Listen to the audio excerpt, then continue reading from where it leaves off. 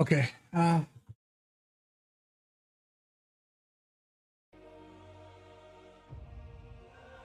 So looking at the video from last week, the stream can hear us. Hello, welcome everyone who comes in here and hears us talking about random stuff before we begin. The episode that we filmed last week, the last bit was cut off a little bit.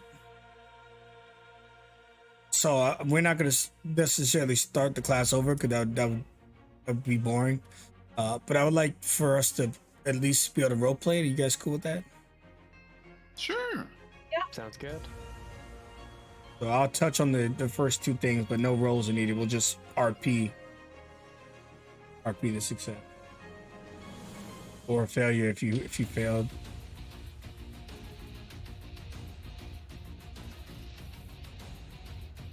If we've thought about how we came short in our character last time during that and had a better idea now, and we succeeded on the check, so it's okay if she actually does good. Can we change what she did?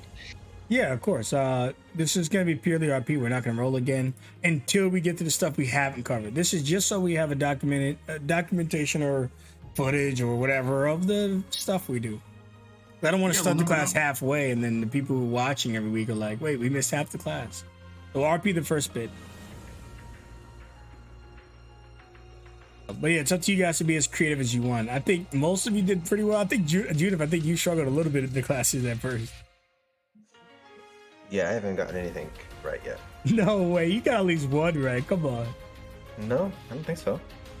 I'll go back and look at the things. Wow.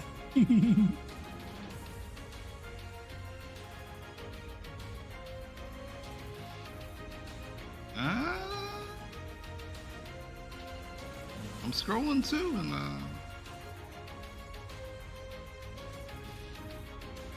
You know, I believe Judith is a little bit frustrated and talking about staying up all night to catch up with everybody else.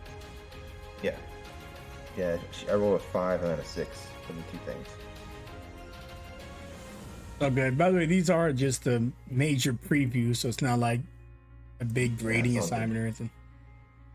Also, half of you probably aren't even going to take these courses. it's like 90% of your entire grade. Yeah, right. This one class. I'm not upset. Judith is frustrated with herself, that's all. Hey, they let people like Creed in who can't get accepted by a cult.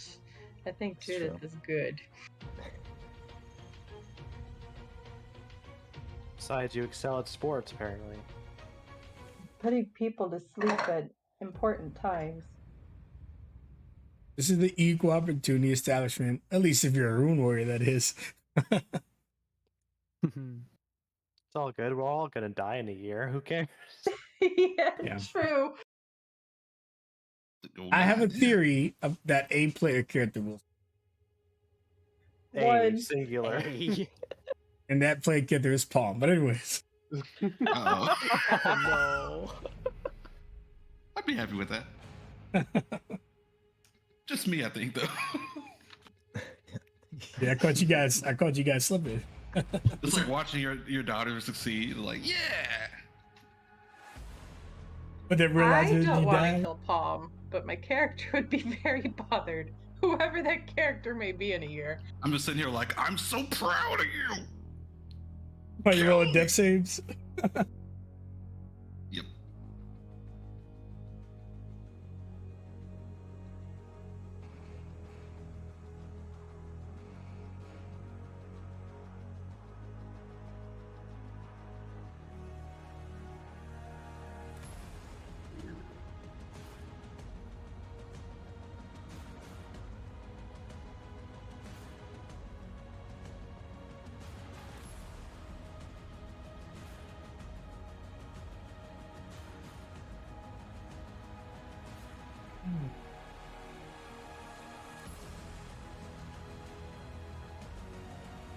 Alright, just took a quick peek at stream and volume is working, so we all good.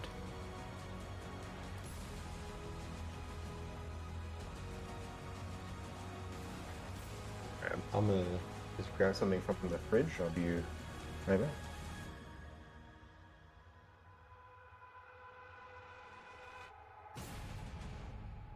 Oh, you check. You said you're checking the stream real quick. Yeah. Let me know if I'm peek and we're working. okay. Okay. Hear my voice. I didn't check yours. Let me. One sec. Son of a gun. Wow. I know Sakura and Average are working at least. Good. All right, Yes, sir. BRB. You know what I was thinking about? That one Witchblade quest, man, it's embarrassing to think about. It's actually got deleted because I didn't used to save the videos back then. I had ran the Witchblade's Wild Hunt, the first one, and we had been streaming for like 2 hours, right? Back then, we didn't really use the pool much, so it wasn't like come inside, watch, throw pool. So someone comes in 2 hours later and was like, I only hear Falcon, and the entire 2 hours was no players talking, just me. Oh yeah. Oh no. Oh no. Oh, that was an interesting incident. It's just like a long pause and then, yeah, okay, roll athletics. Random Then a long ass pause. Yeah. You don't do it.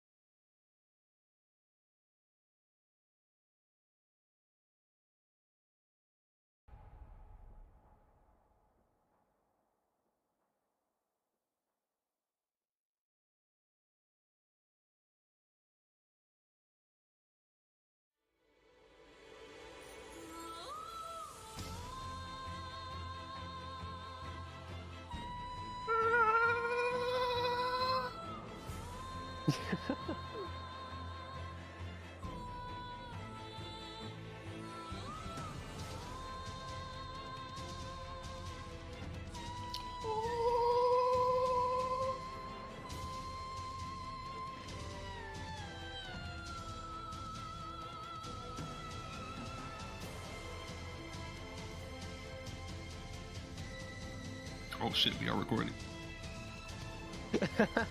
Completely forgot about that. Oh. I've done weirder, so no worries. I would have sang for real if I had known, you know. I have pipes, I swear. You just got me 10 subscribers. No, man. God, that'd be cool. Oh, Where'd all the could do viewers that. go? He left. I can't do this. All right, the countdown is done. Get a quick roll call and I'm gonna hit the intro. During the intro, you guys can still chat. I'm gonna meet you guys. But so make sure everyone's here before we begin. The intro is only like 30-40 seconds, so don't go too far. Lewis, Hi. Judith, Yes. Phoenix, I'm here and I'm armed with new retorts. excellent, Emrat, Ready. Sora.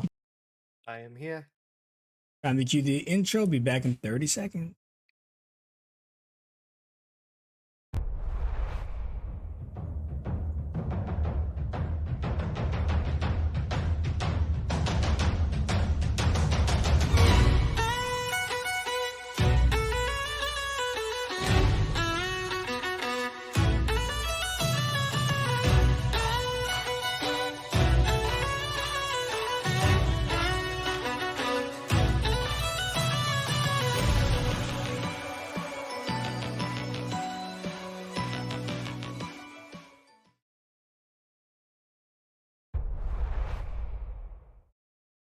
All right, everybody. Thank you for joining me for another session on Elder Earth, number 5.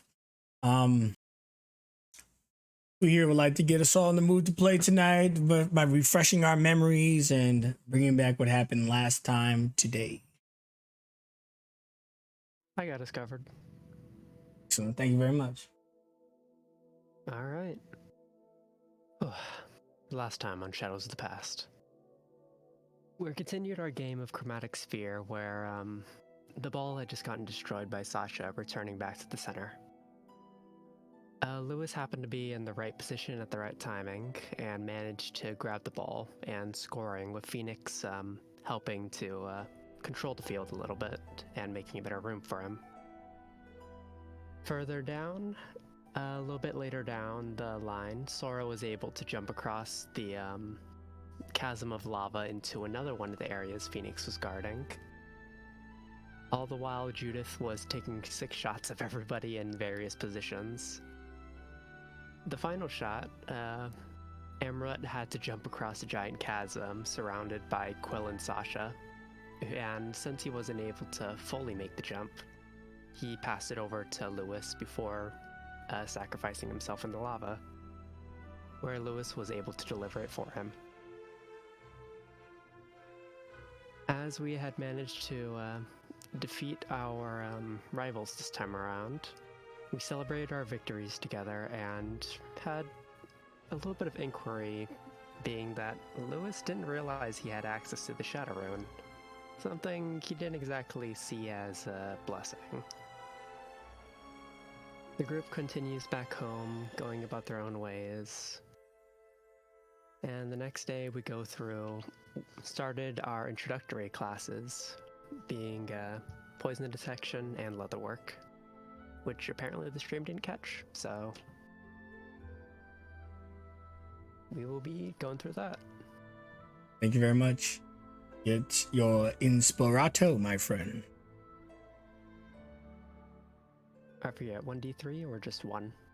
D3. Yep, D3. Okay, just clarifying. Almost positive. There we go. All right, this maximum in most people's games. Enjoy. Indeed. But it's a good use.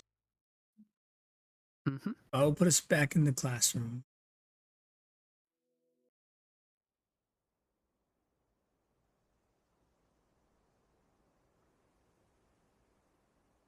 And I'd like to thank everybody for kind of softly going over it again. I know it could feel weird or strange, but I appreciate everyone looking out for the stream and ourselves and each other. So when you do enter today's class, you can see that at the front of the classroom, Nightheart approaches. Hello, everyone. Today we are going to explore your potential academic majors. While all of you will be taking the same general courses, the majors are your chance to branch out and truly pursue something, becoming an expert in the field of studies. Typically, the classes are easy in the first year, kind of getting you familiar with the various tools and components needed to succeed. However, with the deadline presented to us this year, you'll be going through all 3 classes, or 1, 2, and 3, usually reserved for the respective years. All this means is you get to the better and funner stuff faster. I am Nightheart. I'm the teacher of one of the 3rd-year classes. But today, I'm also one of your major teachers. If you look under your seats, you will find a poisoner's kit, which will complement the supplies on the table. On the table is a cup of apple cider. Please do not drink this beverage. It is poisonous. Your job is to deduct what type of poison it is.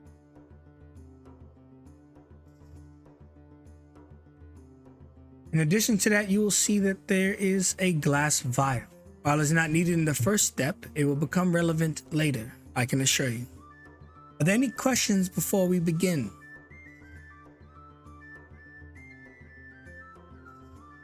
Yeah, if we have things that are helpful on us, can we use it, even though it's not supplied? Absolutely. We would prefer that you primarily use the tools given as we're trying to teach you to use them, but you are free to tackle the solutions however you please. Fantastic, thanks.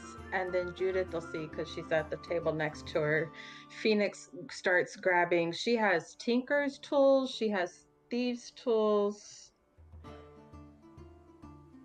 Oh, wait, I'm sorry. I was about to read off all the proficiencies, but those are the two she actually has on her, though she's proficient in other stuff. So she will take those out and like put them on the table. And her Tinker's tools, she opens up the little bifold that they're in and she lays them all out nice and neat. She's got her stuff ready to go. You would see under your seat, there's also a set of leather tools that I'll issue you right now. And they tell you, by the way, that you can keep these kits because instead of spending your own coin, they'll provide you with whatever you need in the school.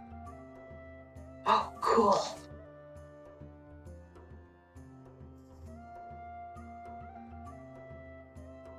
Here's the leather workers tools. I'm trying to include the components, which you can find in Xanatar's if you own those respective books. But unfortunately, the tools don't really tell you much. But the component sections I've added to these kind of give you an idea of what you're working with in your kits, especially if you want to explore it in your RP or how you solve a solution. Maybe you don't, but if you do, a little added bonus there. And then finally, we are getting brewer's supplies. And again, you'll be taking all these back to your room. You won't necessarily always have them on your person unless you really want to. But yeah. Do we have any more questions from Nightheart from any of the classroom?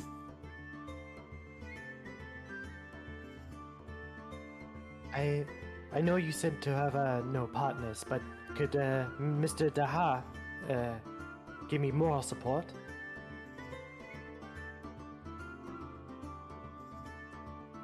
Sure. And Sora would Amrod would hear a squeak as the plush Mr. Daha is put in the seat next to her. Okay.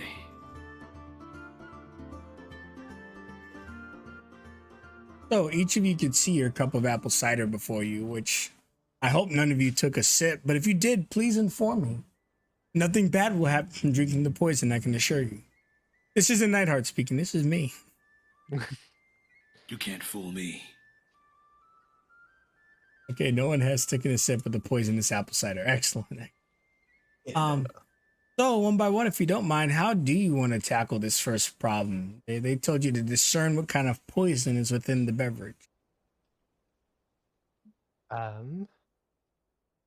Sora had figured, always living a life of effects always have reactions. So she took out the poisoner's kit and had spread out all the actives or the powders and the agents, and she had dipped her pinky into it and then brought up to Mr. Daha's face.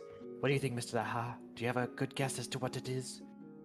The toy stares blankly at her finger, but she nods excitedly. Okay, I shall do that. And she flicks her finger over some of the powders and sees how specifically this liquid reacts to them and figuring out which poison it is based on the reactions. Excellent. Is this your first time working with these tools, or? Yes. Okay, not bad for first try. Lewis, how about you? What are you doing up there to try to figure out this poison? Lewis looks down at the tools and seems to reminisce about memories of someone whose eyes he can't exactly see, almost like they're scribbled out, as they seem to be smiling at him with a variety of poisoner's kit's tools splayed about a table. Is for that individual's clothing being comprised of light armor and a couple daggers by his side. As Lewis comes back to reality, he just takes a deep breath. We'll see if I can still remember how he taught me. As he goes about using the various tools in the way that one of his old allies used to instruct him.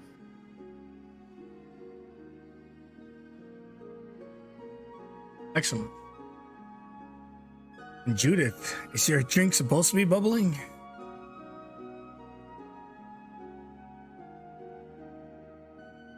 Uh, Judith is kind of usually she's more of a sitting at the front of the class kind of a person and getting everything, you know, jotted down, but she's a bit distracted and very sleepy this morning. She spent the night learning about rune reading, uh, and she has like, you know, a yawn every now and then, but she is liking seeing her friends do well.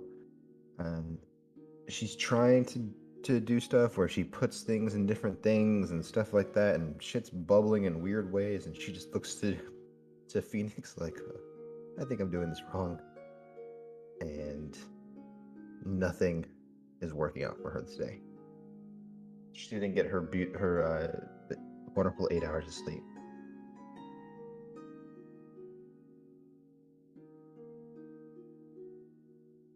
I guess since you're inquiring, Phoenix, do you have any advice for her, and what are you doing? Well, she's got all of her stuff set out and she's getting to work. She's starting to create something to help her figure this out. And she hears Judith, but she doesn't look to Judith's table to actually see how things are going. And so, with Judith's comment, Phoenix is just like, you got this, you're great. But she's paying attention to her own things. So she's taking stock of everything that's available. She's got her own tinker's tools out and the glass vials from the poisoner's kit, and with the stoppers, she's going to pour a little bit of the apple juice poison mixture into a vial and stopper it up, and she's going to real quick make a top sort of thing, like you spin it real fast, and she's going to take one of the straps of leather from the leather's kit and tie it to the top, and she's going to spin it around real quick to get the liquids to separate a little bit. And when there's just an ever so slight film, hopefully at the top of the beaker, she gets, what is it called with the bowl, but almost like a turkey baster but tiny for chemistry. I forget what they're called, but she takes that and gets a little bit of the poison out, and then she has the different powders from the poisoner's kit laid out separately in these small little, maybe they're like nuts or something at the bottom, and she puts them in a couple different of powders in with a small amount of liquid in each one. And she has Artificer's Lore, which gives her extra history checks when it comes to alchemical objects. So I'm imagining while she hasn't done this herself very much, she's read about it a lot. And so she's just trying to deduct which one reacts to which. And there's a whole lot of mental stuff that's way smarter than I am going on.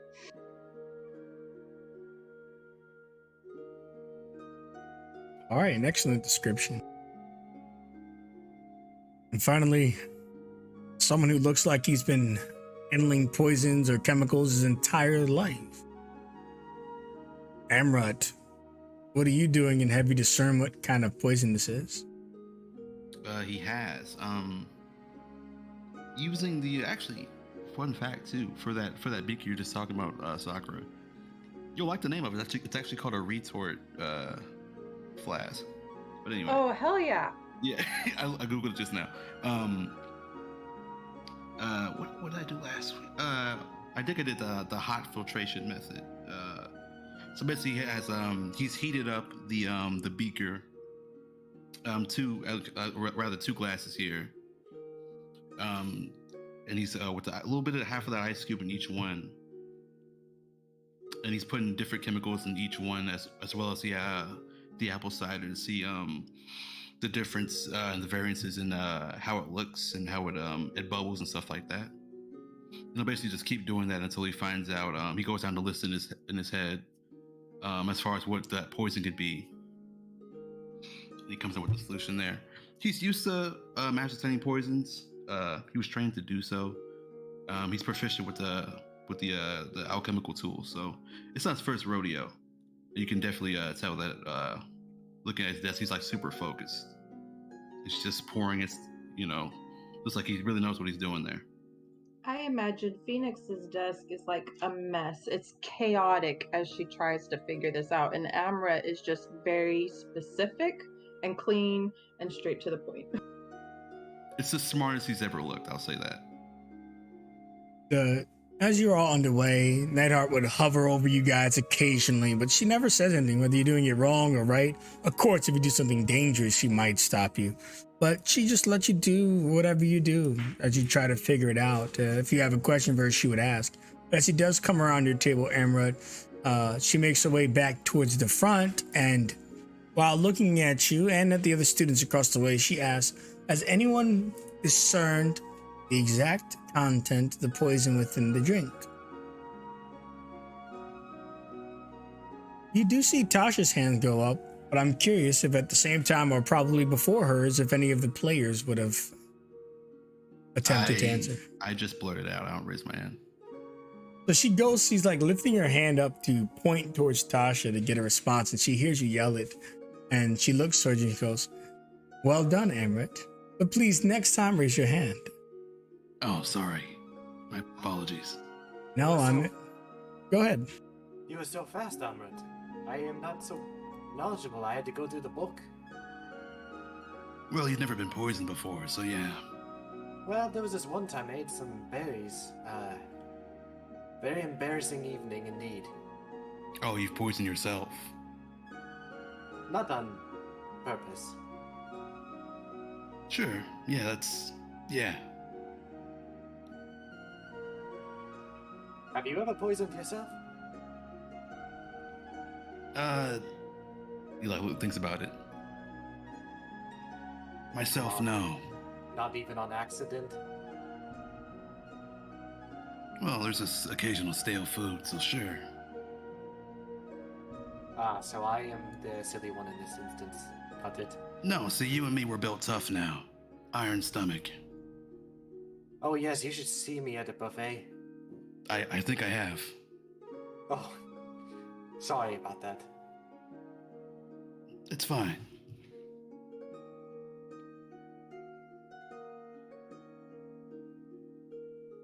Nightheart goes, you two lovebirds are done. Make class continue, and that's when you notice most of the class, I can't speak for your allies, are just staring at your little conversation on the side. Oh, sorry. No. My bad. No apologies. I'm happy to see you're all very excited about this class, because the teachers who are giving you your previews today will be your teachers for these classes. We have our own students for the general courses, but we also specialize in each of our own majors. So if you do like what you see today, then I would be your teacher. I hope you had fun. This will conclude your preview of the Poisoners class. Next up is Raven, who will instruct you how to do leatherworking. I'll remind you that under your seat is a set of leatherworking tools. Everyone have a great day. Real quick, while Nightheart was giving that conclusion and summary, Phoenix would look over to Quill's table. How's Quill doing at this? Quill's having a really hard time. And when you look over at him, he would actually look at you at the same time. Almost embarrassed that you all did so well versus him. She tries to keep a neutral face. She's not gonna stick her tongue out or nothing, even though she kind of wants to. But you do see Tasha comes over and starts to help him. Meanwhile, it's like Creed's been doing this his whole life. He somehow changed his apple cider to some type of pinkish color and has begun drinking it. Ah, man, I misspoke. You just hear someone yell, medic! Oh no! Did he roll back? Damn, I was like, okay. It's on the floor, guys. At first I was like, respect. No. Oh. Creed, are you okay over there? Yeah. See, Ozar is helping him up, gives him a potion. And Ozar's like, my class is soon, so I'll take you to the infirmary real quick. You'll have to sit out the rest of this preview, but you'll get the patch notes on it later. He's like, I thought I was onto something. It was hot pink. Hot pink is never dangerous. And they'll step out briefly as Creed needs to be taken to the infirmary. I'll whisper to Sora. It's always dangerous. Yes, are you kidding? Hot pink is so aggressive. Class, hello. I'm Raven. I'll be taking care of the leatherworking class. You have a simple assignment. The cups on your tables have a strip of leather that is fragile and tightly weaved around the handle of your cups. Each of you are to use the leatherworker's tools to remove the leather from it. It's important that you do not destroy this piece of leather, as it will be taken into the next step in the next class. Everything you learn today will be comprised of that single cup. And is there any questions for the leatherworking tools and what your assignment is?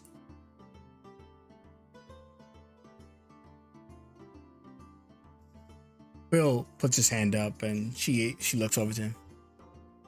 If we do destroy the leather, does that mean we cannot advance in the class today? You'll be given a fresh strip, but do your best to succeed. You are trying to learn after all. Leatherworking will be extremely useful. Today will be a small example of something you can use leather for that you may not have expected.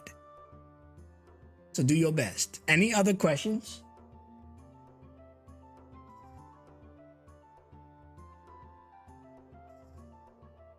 Excellent. Just kind of like there's a small yawn.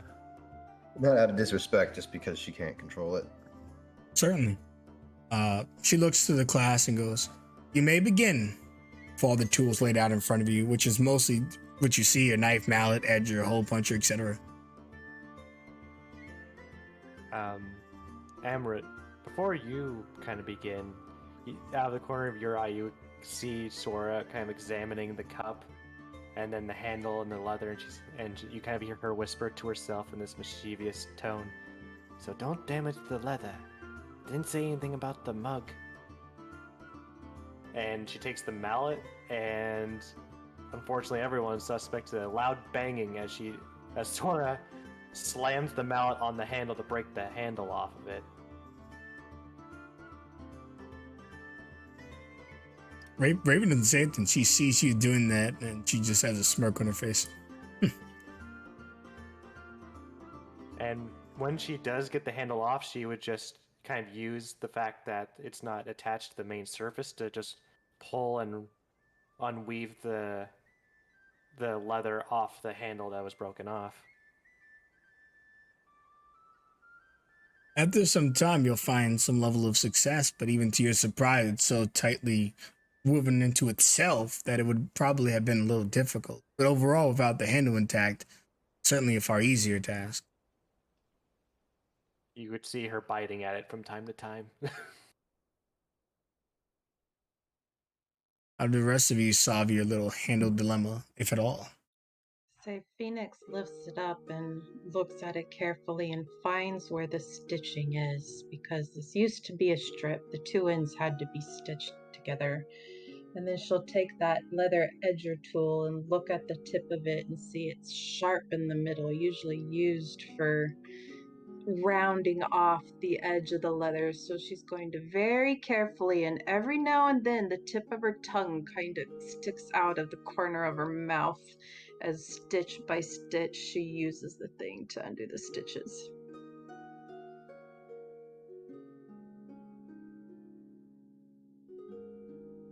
Excellent. The teacher smiles at you and does like a half bow. Your first time? No? Yeah, but it's not too different from some of the things I do with metal. He just smiles.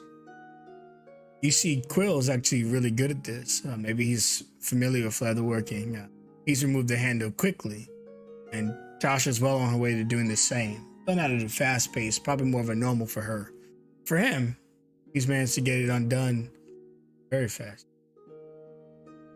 How about the rest of you?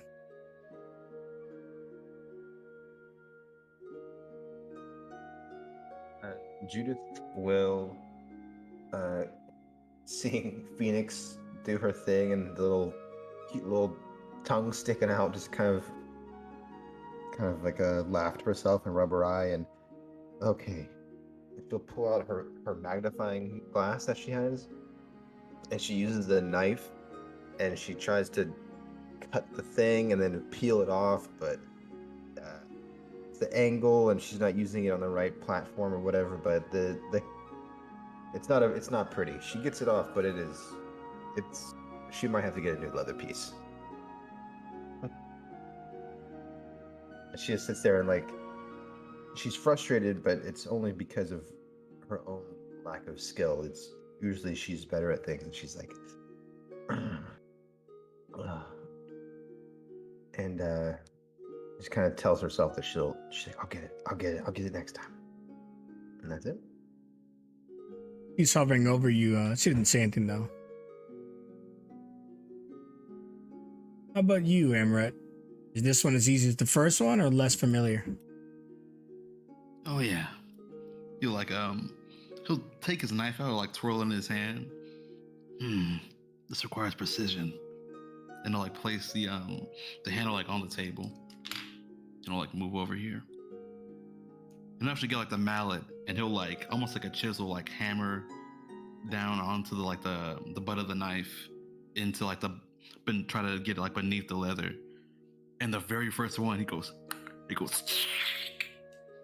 just rips the leather. He's like, fuck. I think I'll need a new one. Sorry. Damn it. He reaches into a cloak and sets it alongside you. This is a preview course. If you all did perfect, you probably didn't need to be taught this stuff. Don't worry, besides you aced the first one. Sure. Thank you. Last but not least, Lois, once again closing his eyes and just reminiscing of that same individual, just takes a deep breath to himself. Right. See if I remember what you taught me, Sarah. As he just looks over the cup to try to find the various whatever bits seem to be sewn together into to make sure all the leather bits are being held together. And using his left arm being his organic one, tries to pick away at the stitches one at a time to undo them. But he seems extremely unsteady with each of his cuts, almost as if he wasn't using his the hand he'd normally do it with. As he cuts down, he just nicks the leather a little bit, and you can see his eye twitch. He eventually makes it through, but the leather piece does have quite a few nicks on it. Nothing that would make it unusable by any means, but it doesn't look the neatest by any means.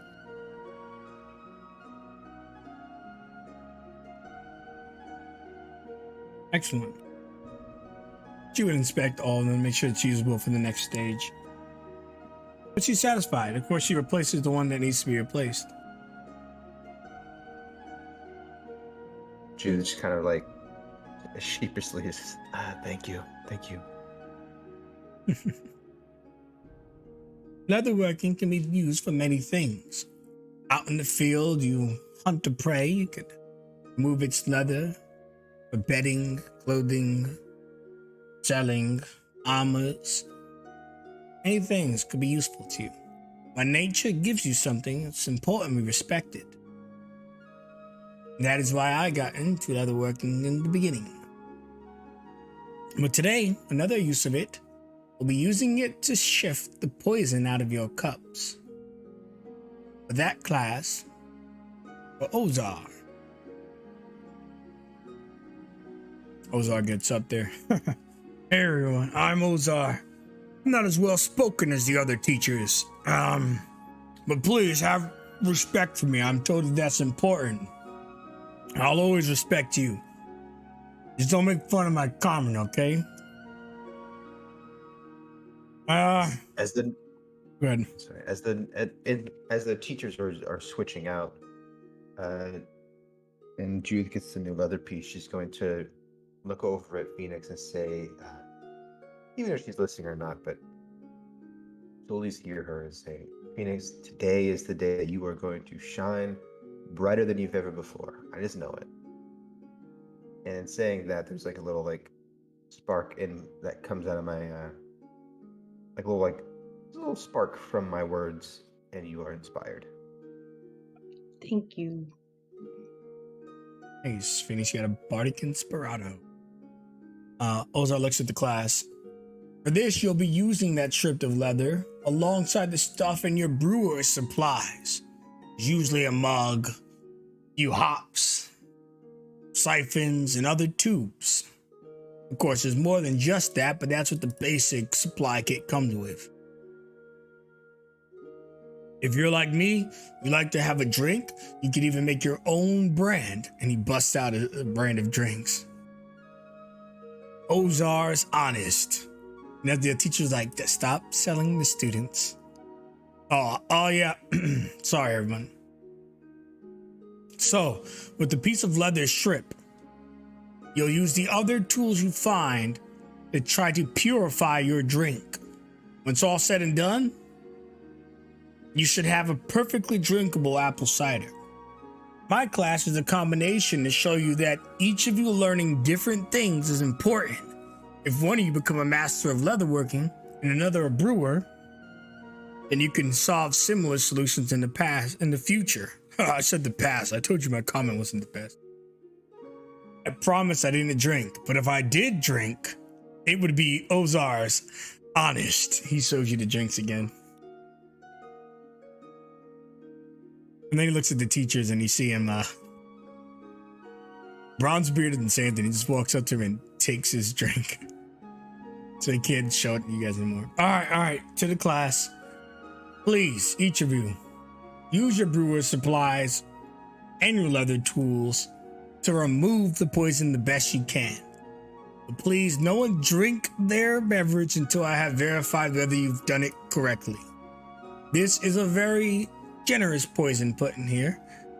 It shouldn't kill you in one sip, but you will be in immense pain, and the rest of the day you will feel sick. Good luck. And players, remind me, did we get here? This is where we stopped. This is where we stopped. Excellent. So each of you can decide how you tackle this problem now, and then we'll go through like we always do, the sweet RP. Sora is at her weakest here. She's never had alcohol a day in her life, so the brewer's kit looks very alien to her.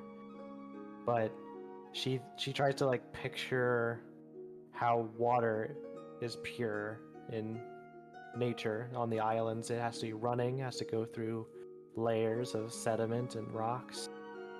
So she takes the hops and puts them in that glass jar and would start putting the siphons and the tubing to connect between the two.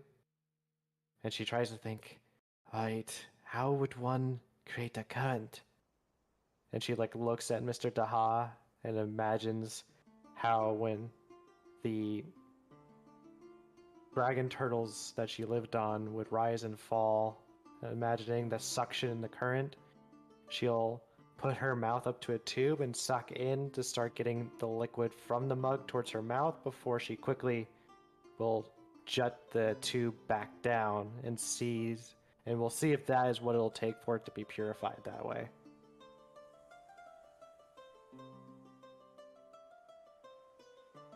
It sounds smart, but for you, I would say it's more wise, so you can use your wisdom. Okay.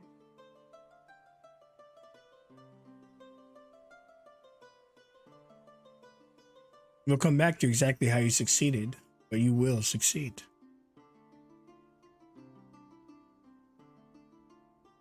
Who else has a good solution they want to do to tackle this stuff? Hopefully as good as the roll they get.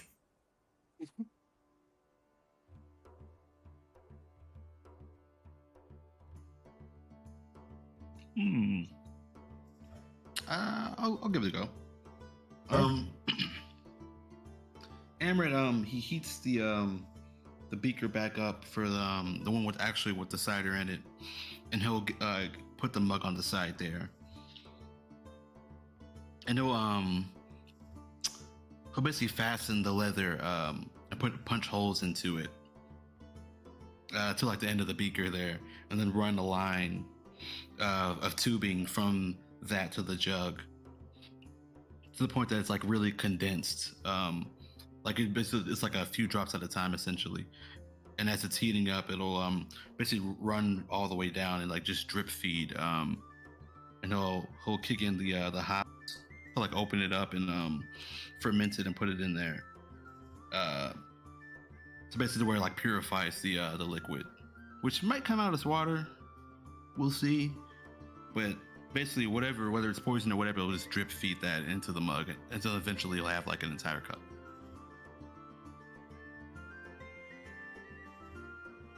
Excellent.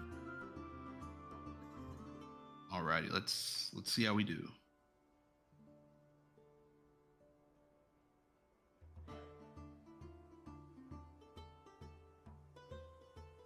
All right, it is bright pink.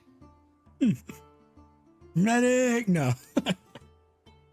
Yeah, it's getting there. Maybe along the way the drip feed, some of it spilled or something happened.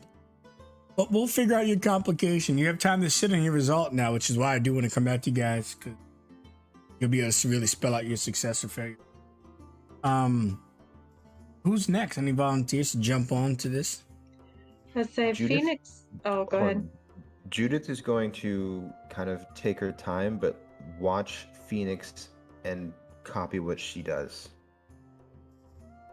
She's just trying to learn from someone who probably has a better understanding, and so she's gonna go slow and try to work out whatever Phoenix is doing as well.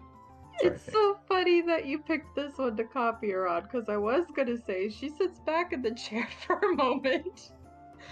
Because this one's got her kind of puzzled, so she's got her chin resting on her hands. And she's thinking about it, and she's poking at something, and Ozar's words, she's just lingering on them. Use the leather strap to purify the drink. Why would he want us to use the leather strap to purify the... Unless the assassin's poison reacts to leather in a certain way, and then all of a sudden it's like a light bulb goes off over her head, and so she leans forward and she starts poking holes in the leather, so it's kind of like a sieve, and then she's going to pour the liquid, not a sieve with big holes, one of the little ones where you can like catch small particles in, but anyway, pour the stuff over the leather, and she's watching the leather to see if it changes color or anything, as if a certain part of the drink is sticking to the leather, adhering to it, that the other one's not. And I will use Judith's inspiration on this one. You also have an You- advantage. You can, Oh, yeah, cool. you can Oh. say to use it after you roll. Sorry, do I have to No. declare that I'm using Bardic Inspiration before? Or... No, it's an after thing. Okay, cool. I don't use it after all. Keep it. Hold on to that. Well, since Judith's copying you and you were supposed to have advantage, I'll extend it to Judith copying you. This is an intelligence check or save or what Let's is this? check, but I don't know if it's the same. I mean, it'd be a 23 maybe for Phoenix, a check instead of a save. Not sure. Okay. But not as good as the master before you, but really, really good still. So I want you guys to think about, well, I guess Phoenix really walked us through it all already, honestly. Yeah, so Judith, how do you copy her? And where did you do that was slightly different, since you did a good job but not exactly the same? I think I made the a little bit too big, so it didn't sift through as much, maybe? Because I couldn't really see that part, but I don't know if Judith doesn't really feel bad for copying per se. It's more about just she was trying to learn how to actually do this because she's never been around this stuff before. So the hole's just a little bit bigger and things don't quite fit right exactly, but she's very impressed by Phoenix's work. And Lewis.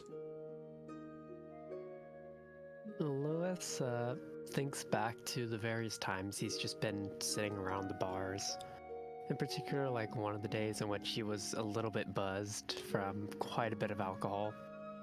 And he just glanced over to the bartender who would like lift up the lid every now and again, and there'd be this container with a variety of herbs and such in it. And then he looks back on the table in front of him and is like, let me see here. What the hell can I use to shove in there? He just looks around the table, he looks at the various tools, and then there's a leather piece. Meh, good enough. Gets a knife, cuts it up into tiny pieces, shoves it into the hop, and then just continually filters it through. In like the most crude fashion you could ever imagine. Like it's not even like trying to be precise about it. It's just like he has no idea what he's doing and he's just doing it because it sounds like it might work. I'll just say it's your survival instincts kicked in. What's Okay. Wisdom it is. Bop. Not very good. Maybe the shrimp was not as thick as it should have been to properly filter it, but whatever the case is, we'll circle to your not so much success. So have you thought about how you perfectly came over this? Sora went about the mindset of trying to put as many layers as possible inside the mug when it's starting to siphon. At the bottom, the hops to absorb whatever's left behind. Above that would be any type of like crumpled up paper. Then she would have poked some holes in the leather itself to be the first point of contact of the liquid that would go into that jug. And from there, it would like go through multiple layers before hitting the bottom. And she is going off the hypothesis that the poison would maybe interact with the hops in a certain way since it's organic material. So that's how she tried to walk her way through trying to purify it. Yes, here. Great job over your shoulder. Ah! Oh! Is that the right thing? I've never had alcohol before. I've never seen these things. He smiles and winks at you. Me neither. Slaps you on your back, and you can tell this guy's got a heavy hand.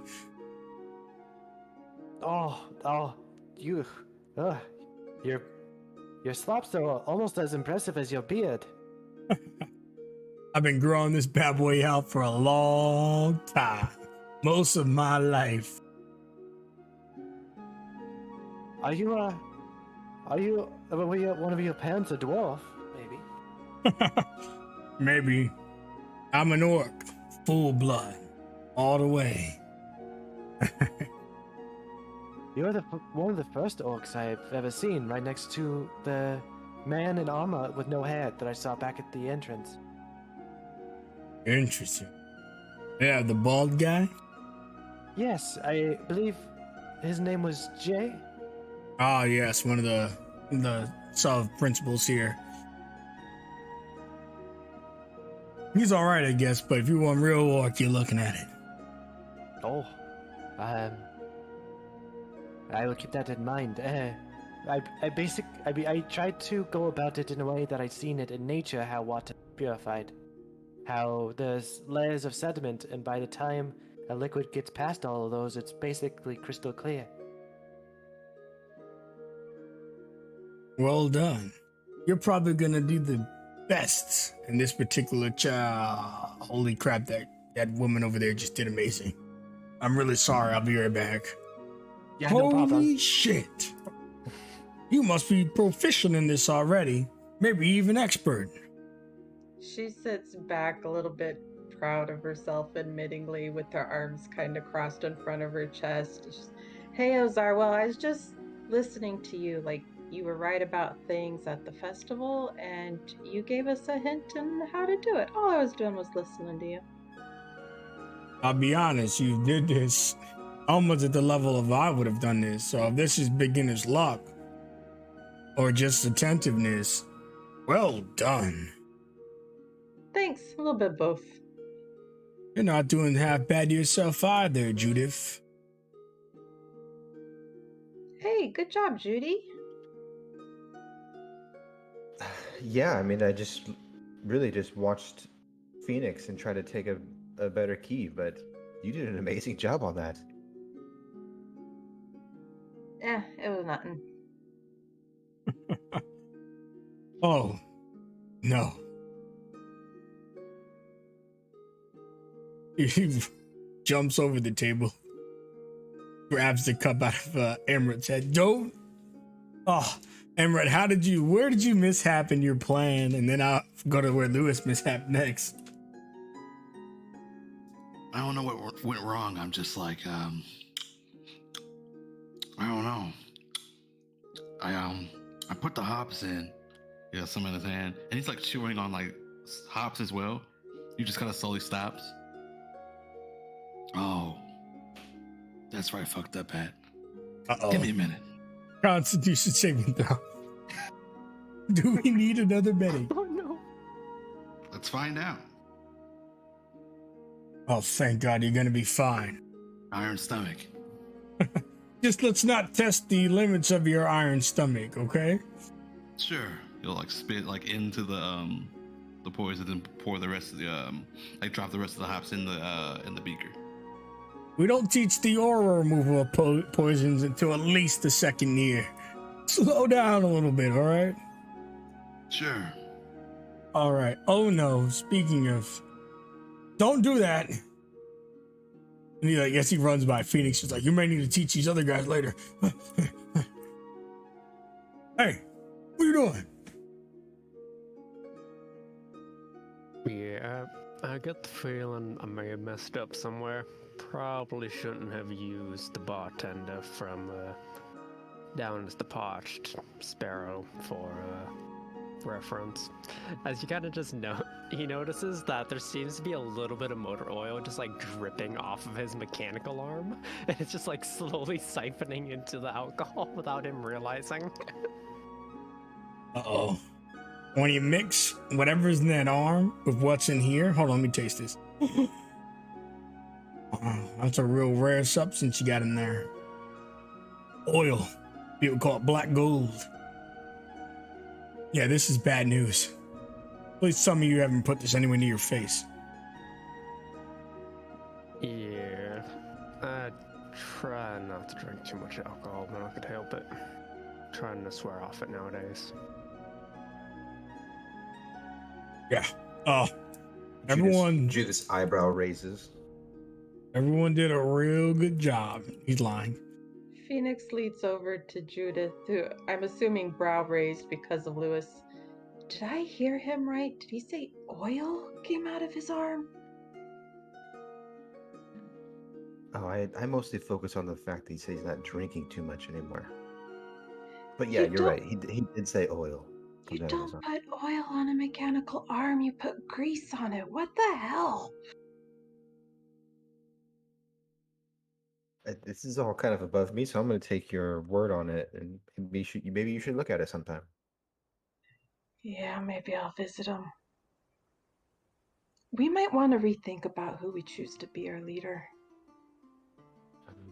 I'll kind of like lean over a little bit and like, I have a few suspicions about Lewis. Anyways, there's a few things that he said.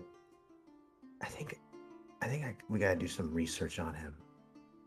I don't want to know. I don't want to know what happens to his last party happens to us. You know what I mean? Well, I wasn't gonna go that dark, but the library here's not bad. Yeah, no, I don't think he's an evil person. I just want to be careful, you know. Yeah. Oh, Hey. hi, Sora. What are we whispering about? Sorry, you're in the front of the classroom. What is going on? Sora has thrown her back over the table and is just looking at you both upside down, extends a hand out to you both. Girls, get it done, right? Yeah, did you see Quill? Oh, poor Before Quill. I say he screwed it up, did he actually screw it up? Cool. The removal of the poison, yeah, he's struggling, but the Tasha's helping him. We were just talking about how Tasha does everything for Quill. She really deserves that fancy bedroom. I don't understand personally why they can't be with us. There's so many rooms and If the end of the world is happening in a year, what does it matter? That's a good point, Sora. That's a really good point. Either way, we got it done. Maybe one day we can convince them to bring them in at least for a month or two before the end. Anyway, I'm gonna go back to my seat before they catch me. Yeah. Whew, that was close. And at that point, Ozark says, each of you have removed your poisons, which is excellent. Now you'll notice in that cup, there's a little tiny cube of ice. Well, it's not actually an ice, it's a type of gem. Which brings us to our next class in this preview, and the final portion before Bronzebeard introduces you to, well, his first course. Sorry if I, all right, goodbye, everybody. Okay. Hello, everyone. I'm Eleanor. I'll be teaching you how to use jeweler's tools. Within that cup, as was stated, is a gem. One that would not melt under the pressure of the boil or spoil the apple cider. It is up to you to discern the value of the gem using the jeweler's supplies. Whether you're looking at it under a scope or checking how often it's been sliced, that cold piece of supposed ice within your drink is in fact a very, very valuable component that rune warriors should get well acquainted with. I am Eleanor. This is your preview of Carpentry, Glass, and Jewels 101. Are there any questions before you dive into your jeweler's tools and unravel the cost and worth of this gem? Do we keep them? Do we get to keep them? Fuck. The gem itself you will not be able to keep. However, the reward, should all of you succeed, you will. Each of the classes you've taken today in the preview course yield to an overall score. Healthy competition between the two classes to motivate you. So your reward will be a reflection of that. Are there any other questions? Then each of you may begin with your jeweler's supplies to attempt to determine the worth of this gemstone. And perhaps exactly what this gemstone truly is. So Phoenix will hop over to the other chair at her table, closer to Judith. She is proficient in jeweler's tools, so she doesn't mind speaking up on this one. So what I do know is there are a couple of things that go into gems. There's the clarity of the gem, the purity of the gem, and also the cut of the gem. And she holds up her gem in between her index and thumb and kind of turns to Judith. Let me see your gem. Let's compare how they are cut. Are they cut similarly, or is one better than the other? Yeah, sure. I'll use the little pliers and I'll pull it out and hold it up. So with like it sitting in their palms, she'll look between the two to see if they are of a similar cut and whatnot. And then she'll go on to like walk Judith through what she is doing. It's fine if Judith does her own thing, but she's just trying to share the knowledge she has.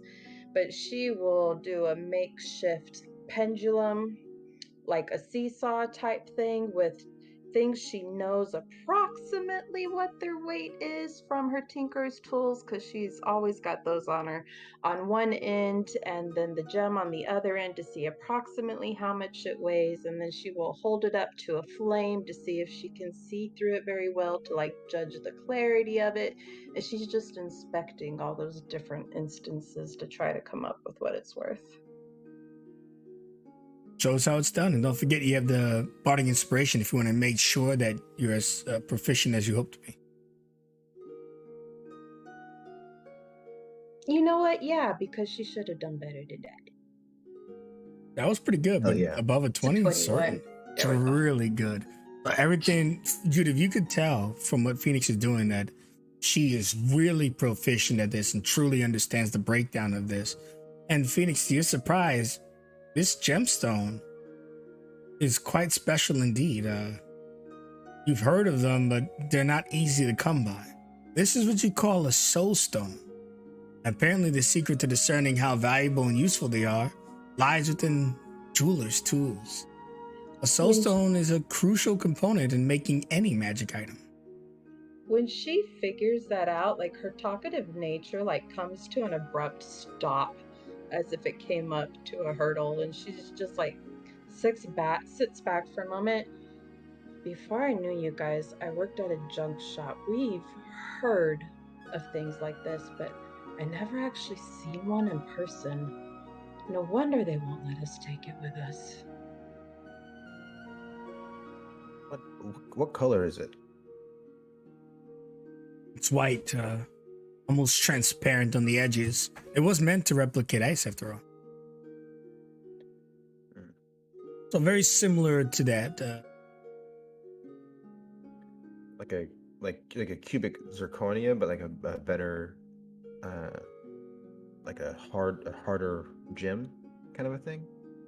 Well, I suppose since our very proficient Phoenix has already discerned what it is, I can just give you the visual reference. Okay, gotcha. So just share it if Alright. you are looking at the screen. Yeah. Judith would have seen what Phoenix was doing and how excited she got in hearing the story. And Judith has been around diamonds quite a bit, so she's going to, museums and things like that. But she will kind of put like a flame behind it. Oh no, I'm sorry. She actually will use her quill, cast light on the quill, and use it like a flashlight, and have her magnifying glass to like look through and like just see the quality of the gem while listening to what Phoenix is doing. Excellent. And do you have Jack of all trades for stuff like this? No, Not yet? Okay. Well, you know what? We'll say as you explore getting to Jack of all trades. I do have. Okay, good. I thought it was like 2 or 3. I couldn't remember when it was. So that should be helping you a little bit on this stuff you're not proficient with. Yeah, of course. So go ahead and make your roll under Phoenix guidance. What am I rolling? You're trying to copy them. You're trying to copy it, so I'll let you use your charisma, but not a performance skill necessarily, but enough for you to at least try to get an edge in the case. Oh, that's okay. My intelligence and charisma is the same. Oh, that's So awesome. I will. It's your choice, huh? I'll use intelligence instead. Oh, baby. Excellent. That light instead of a flame made the difference. You got this. This light has to be useful for some reason, huh?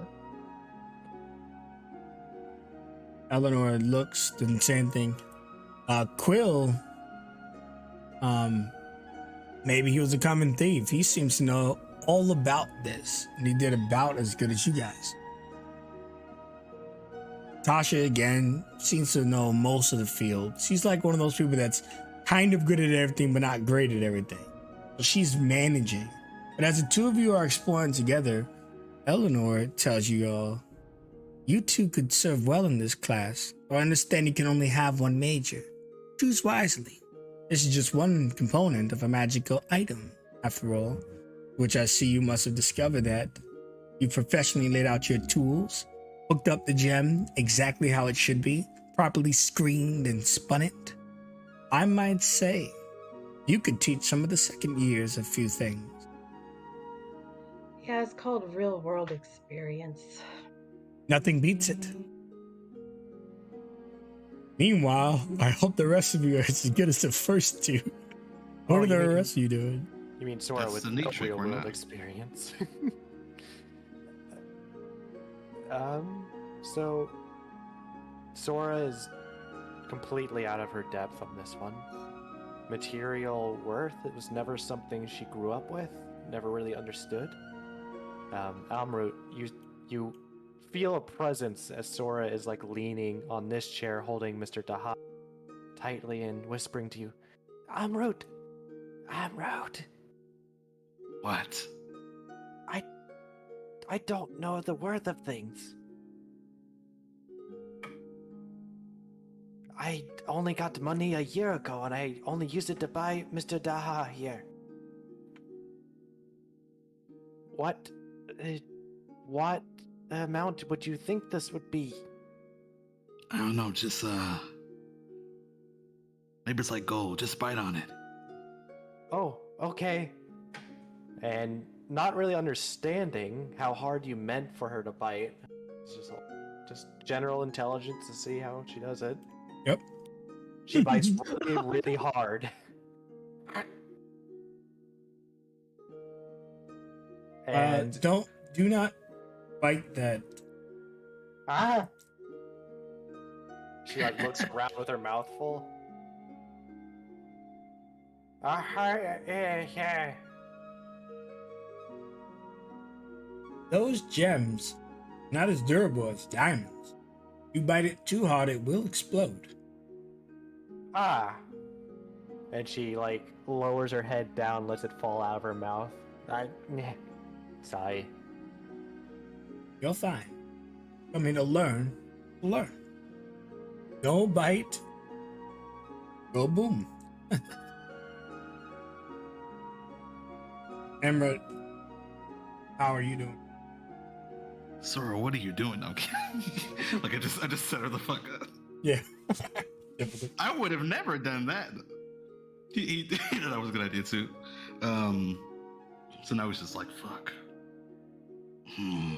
Hold on. Cause I look like some little glasses and puts them on. Twirls it like in his hand here. Let's try the hammer.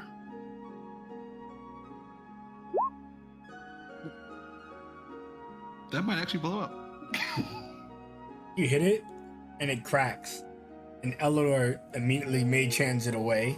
And as she carries it to the ceiling, it pops. But it's not a very dangerous explosion. It might have like cut you a little bit, but even you don't want anyone to get cut. Even simple knife running through your hand thinly could be annoying. You think it would have been like 1 or 2 damage. But she tells you must be careful. And these things are very, very difficult to come by. Usually. What the hell are you doing, Amrit? I don't know why they're putting detonators in gems. You kick doors, you mallet jebs, what the hell? Although a rock that explodes in your mouth sounds like a great candy. You have those too. These are very dangerous and expensive. Phoenix, do you mind on the replenished stone to help Emerald? I'll do my best. He hands you a stone. I thought biting was as bad as it could get. Look, she will just go through the motions. You gotta be careful with this stuff. You don't come across it all the time. Sure, yeah. She'll show you like she do this.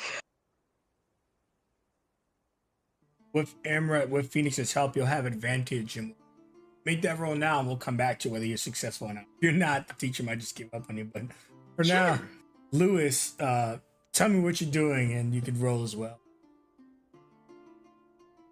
Lewis, seeing this stone in front of him with the various tools, once again flashes back. But instead of the figure wearing lighter armor with daggers on his side, that figure is instead replaced with what seems to be a fox fauna with white fur, dressed in lighter type of clothing, as she seems to just be like pointing out the different imperfections in the different stones that they've collected, showing out these different tools as she's just laughing every now and again at Lewis struggling, just playfully, before he flashes back to reality.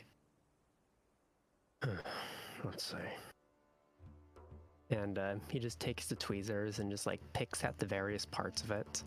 just to see like the general durability of it, trying to look out for any scratches on it in particular that stands out, and parts that seem to be a little bit more on the how do I put it? That seem a little bit on the rough end. You would get, let's say the file, as gets the file, rubs it along the areas that seem a little bit on the rougher side, just to test durability and such. Just to gauge the general idea of how durable this thing is and its different imperfections. Would I be able to do history in this specific case or nah? I would let you use history, but at disadvantage since gem is such a niche market. That's understandable. Alright. That'll probably be better than whatever else you have. Pop. Okay, average. Well, an average is what you need in the preview courses, so you would succeed. It would be with flying colors, but you think that you have the general idea of how to do it. Well, Eleanor tells you, good, you did it almost by the book, not excelling or performing, but exactly how it is, which is all we ask for you. But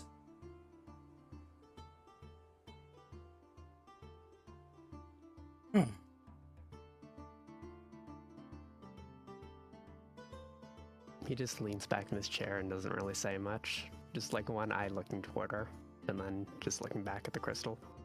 What would Phoenix need to have heard that little exchange between Eleanor and Lewis, since you're helping Amra to be purely reliant on you. which is only 11? Well, I mean, she was only about 10 feet from you, so it's not 10 or 9, 8. I'm okay with 11 being, you hear most of the exchange, but not all of it, which most could be that last bit, if you would. Gotcha. Just thought I So- remember you part. Sure. So Sora could have caught that with 15, right? Yeah, you would have caught it. They're not whispering, but they're also not talking really loud. As for Phoenix and Emerald, at least, she's also engaged in helping him. Gotcha. Yeah, you would definitely hear it. Judith is a little far back, so I don't know about Judith, but I don't think she cares anyways. Oh, Phoenix is totally going to report to Judith on this, so we're Oh, good. gossip. Come on, I love it. So, Emerald, assuming Phoenix walks you through all the appropriate motions, you would have that advantage we talked about. You can attempt this All one more right. time under her guidance. Let's give it a shot. Here we go. Well done, Phoenix. And Emerald. Not bad, Ram Man. And she kind of like playfully slaps your shoulder as she walks back to her table. Awesome. We disarmed it. Thank you. All right, She everyone. smirks. You all did excellent today. Now, for a general course, very briefly, I would like to introduce you to Bronze Beak. While Ooh. they're swapping Go ahead. over, when Phoenix came back to her chair, she leans into Judith just real quick. I might have a lead for your story on Lewis. Eleanor knows him. And then she goes back to looking like she's paying attention. Seems like everyone around here does. And she'll just go back to doing her thing. Walking up, very kind of robot-y, kind of creaking and stuff. Gets to the center of the room and does like a military turn perfectly forward. Attention class. I am Bronze Beard. 276745. I am your teacher for your general studies of imbued arts. Today is more of a simple motion of things. Please, each of you, I would like you to uncork the glass bottle and then pour the apple cider into the glass container. And then finally, stuff the gemstone into the bottle, recork it, and shake it. When you shake it, you must do it side to side. Fairly simple. When each of you have done that, please raise your hand. No immediate skill check required for this. You just feel like you would mess up somehow from his instructions. You tell me. Otherwise, once you've done it, done it. The instructions? No, Judith just does exactly what he says. Excellent. Is there any complications, or I'll assume all of you have done it? Phoenix shrugs her shoulders and thinks it's a little odd, but sure, if they want exploding rocks, then that's on them. And she starts doing it. Excellent. Now that you've done it, using your knowledge of brewer supplies, or let's pull this up real quick. It's your choice of alchemist or brewer supplies for this. Single check. DC is only 8. Your choice. Roll for it. Obviously, you guys aren't proficient yet, unless you are proficient already. And since you're following his instructions, you can use your wisdom or intelligence. Eligible. Are you asking for a check from us? Yes. Oh. No one said they had any complications from moving on to seeing. It was easy. Gotcha. Oh, motherfucker. Okay. Oh, child. Distracted by the info on Lewis. I'm writing the story about Lewis in my mind. Ron marches over, takes your flask, places it. Same for Emmerich. Marches back to the center. Imbued arts will teach you how to create many magical goods. Today, some of you have crafted your own. If not, I have supplied you with it. Going forward, this will be invaluable. We learned in the last war, you never know when you'll come across this very useful item. Each of you have just made your first potion. By each of you, I mean 3 of you, but 2 of you have been supplied. You can see the recipe there, which is a permanent recipe you guys can use throughout the campaign. One, you have the available resources to produce them. They are very simple. Soulstone is the only magical component, and it's a DC 8 to produce these with alchemist or brewer supply. Okay. Oh, nice. They're more potent when you make them yourselves, but they also expire after 14. Everyone, this is Imbued Arts Preview Course. Of course, you will not be selecting this class. It will be given to each of you. I shall be your teacher. I will tell you now that I am stern and firm, but with my teaching, you each will be very successful. Take those potions back to your rooms. Maybe you'll need them in the future. Maybe you wish to study them further. Are there any questions for me?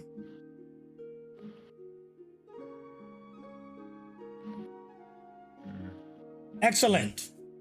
With that, your class is now dismissed. Your next course starts within an hour. You'll be meeting up with your room teachers, as well as the sub-principal, Jay. Good luck to everyone, and may you do well in this coming year.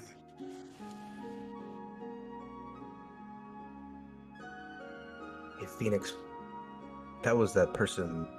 That was what, fuck, I can't remember the guy's name, but that was what, the 50 guy made. Fuck, what's his name? Oh, Judith would remember his name. I just can't. Oh, you talking about Clam Door? Yeah, Clam. Clam Door. Sorry, I was muted. I'm sorry, Judith. What did you say to Phoenix? That guy was E. Clam Door. Interesting. Yeah, I caught that. Well, we can't all help where we came from.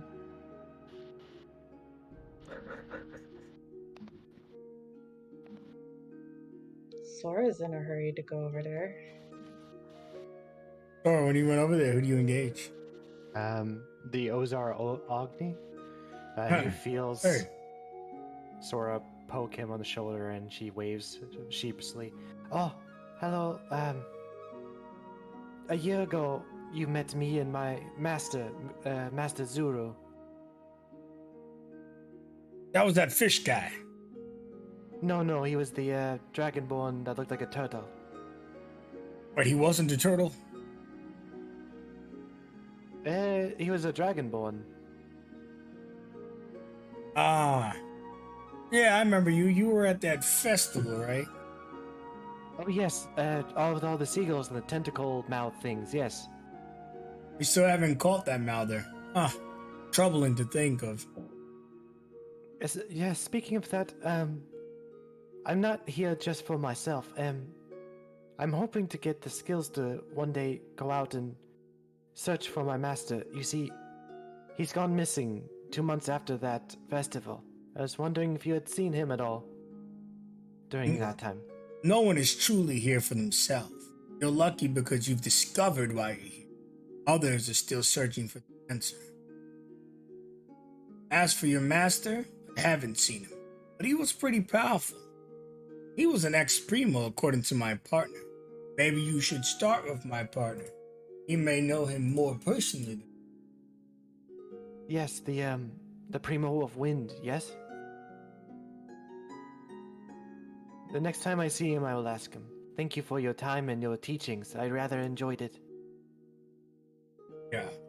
Rama called him by name, so you probably know.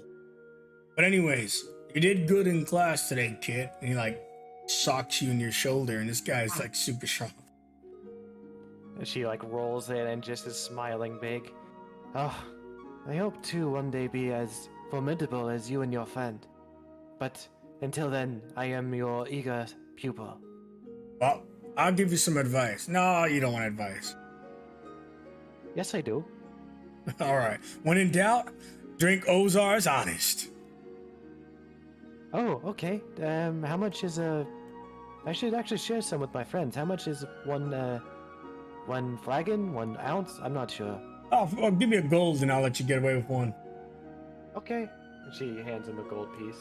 And Nightheart sweeps it out of your hand, takes the bottle and goes, "This one's on the house." Looks at Ozar. "No more selling students your brand." All right. Thank you, Nightheart. I also enjoyed this class. Maybe you'll choose to join us, but there's other previews in the future. Now, previews aren't right away. It'd be boring to constantly go through your schooling. So you'll go through some other types of main courses and eventually you'll return to the rest. When you settle, I hope to be your teacher, but if I'm not, that's all right. They'll keep me honest. He shows you his brand again. Very, very cool. Until our next class is together. And then she would turn and see Tasha and Quill give them both a excited wave as she will run off to join everyone else. They'll be walking out with you at the same time. They don't really say much. They're just chatting about the course. One of them mentions that they think Creed is dead, but it's probably just gossip. No one really knows if Creed is dead or not. As for the rest of you, before you retreat or do something between classes, which you guys are more than free to do, are you engaging each other at all? Well, Phoenix is cleaning up all of the tools that she took time to put everywhere. And she doesn't just like armful them into her bag. She's got to put everyone in its space so it is where it needs to be when she needs it. And so she's taken a little time to tuck them all away properly. Good job, guys. I think we did all right. Yeah. And Amrit has like, he basically have all the tools like wrapped up in his cloak, like as like a bag. You can just hear like the noise of just glass, like it just has it slung across his back. Yeah, I enjoyed the class. Yeah. Judas, how'd you do? You know, you win some, you lose some, but I think we walked away with some good skills, and this potion is a great thing to have, and I just kind of smell it. Might have been nice to have it down in the mouth that feeds. Definitely. Yeah. You know, I think I'll stick with that class. I'll stick to what I know. Maybe I can make something even better later down the line. Yeah, I don't know if I found the class that I want to go to yet. Maybe the jeweler's one. I don't know. You do seem like the kind of person who would appreciate pretty rocks. Yeah, there's some great places in the Fairlands where you can go and look at the crystals that, well, they're all the crystals that surround the town. I like to go and look at them and things like that. So It's good to appreciate what we have around us. yeah, of Yeah, course, apparently one of course. the fallen warriors was a jeweler. So, yeah. One of the fallen warriors, you mean one of Lewis's old team? No, just in the. You didn't have to. I thought you might have got really close during class. I didn't think you talked about it. Yeah, No, what just fallen the warriors? war in general. Oh yeah. In Metal Rain, anyway. Oh, well, so many people died during that. I'm sure there was more than one jeweler. Sure. Anyway, let's get out of here. Oh yeah. Oh yeah. Is it what time of the day is it? Is it like lunchtime or is Yeah, it? it's literally lunchtime right now. Okay. Great. Let's see what kind of food this place has. I hope Creed feels good enough to eat. At this point, Sora would come walking up next to Phoenix, holding her new bottle of what was it? What was the Honest Ozar drink? I believe it was called. You gonna drink that? I actually didn't get it for myself. I was hoping I could present this all to you all, and you all can drink it as I just join in. It's not really group size, it's more kind of an individual size. I've never had alcohol before, so I was hoping just to do maybe just a little bit around friends. The other day, you'd never had coffee before, and look at how you handled that one. Oh yes, that was quite exhilarating, although my heart would not stop for the longest time. It was a little jarring. If you've never had it before, I'm not quite sure you want to do it in the middle of the day. Depending on what your plans are this afternoon, it might be something to enjoy in the evening. Oh, is there something wrong with drinking this in the day? It just depends on if you can handle it, and given that you are not used to it, it's probably not the best thing for you to do. Okay, maybe later tonight, some of us can gather and just share it then. Sure, maybe. Do we know where Ozar's staying? Maybe we can get some more from him. Yeah, you know there's a teachers section in the facility. They're mostly here to double as security, not just. You could always find them during the school year. Okay, we'll have to be very sneaky though. Nightheart it does not like it when people buy drinks from him. Oh my God, is it that one professor that like sells drugs on campus? Is that what this is? Well, you know he's the brewer teacher, so we can imagine he really knows what he's doing when he makes his brand of brews. His drinks are probably really good. Oh God, I'm laughing so hard over Like, here. we're sneaking around too. Like, what is this? Oh gods. Yeah, sounds like a plan. Nobody tell Lewis. What now? Right? One now. Sora Tasha puts tells it you behind her all. back. But Sora puts it behind her back when Lewis comes up.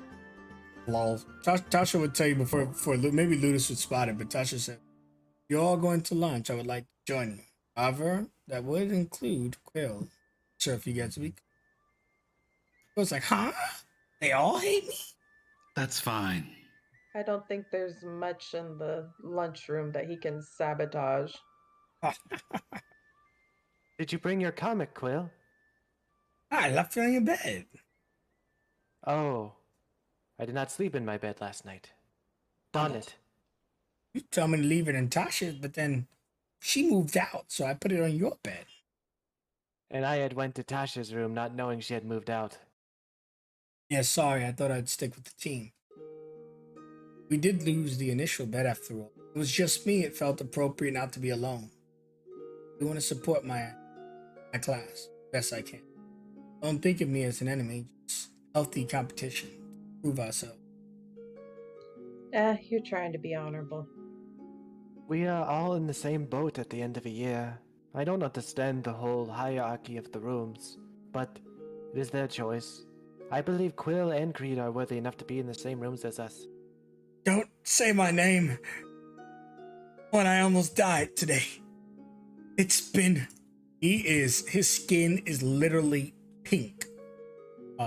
It has morphed him. If you guys ever seen Willy Wonka, it's like a very noticeable pink, except in that movie it was blue. His cape, he looks kind of really funny in the red capes and pink skin. Oh, wow, Creed, this is a very good color of salmon. Oh, I hate seafood. Have you tried it? I feel like you're just saying that because you'd hate the idea. I really hope they're not serving that in the cafeteria today. Oh, let's come find out. Maybe he shouldn't eat anything today. Just water. Maybe just water. Who puts a poison apple cider in front of first-year students? Well, they expect you to be smarter than a dummy. It's not fair. I did my best. I thought I did it right. And now next time you'll know for sure how to do it right. Oh no, we only got 5 points. You all heard about the end of the school year award, didn't you? Yeah, What? no. Never mind. I've just made that up. Phoenix looks over to Tasha's like, good luck. It's right over there.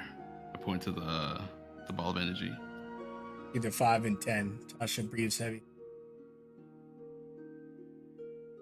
Yeah, there is a pretty substantial award at the end of the year. What is it? Do you know, or is it just known as the Incredible?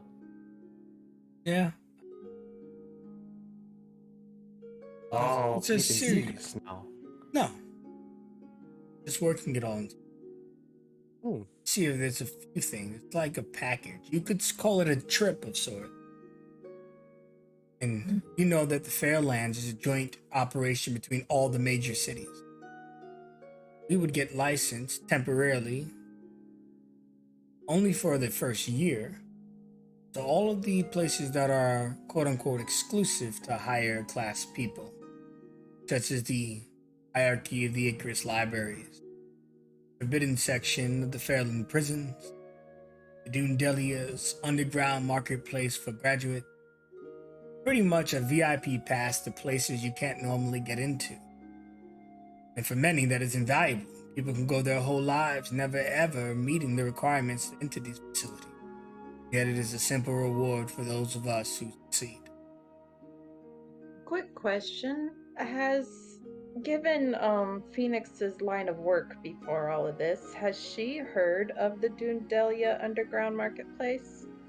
Yes, and the fact it's run by 5 overlords. It's kind of like it's real dangerous, but this one particular avenue that you guys would go to is more kind of, it's the officially sanctioned unofficial place, if you know what I mean. Yeah. Alright, cool. She's tracking that. So it is a pretty substantial award, even if it's just an entry pass. It's not money or anything. These are places people can usually not get into. You can think that it's a red carpet event of all the major cities. Finally, you get to end at the Aquarium of Atlantis, which in itself is, my God, barely anyone sets foot in Atlantis now. You see Quill goes, "We will do our best, Tasha. We could still win even with our lack of numbers."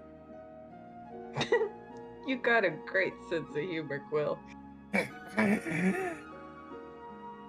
Reed's like, "Don't do it, Quill. Don't take another heartbreak."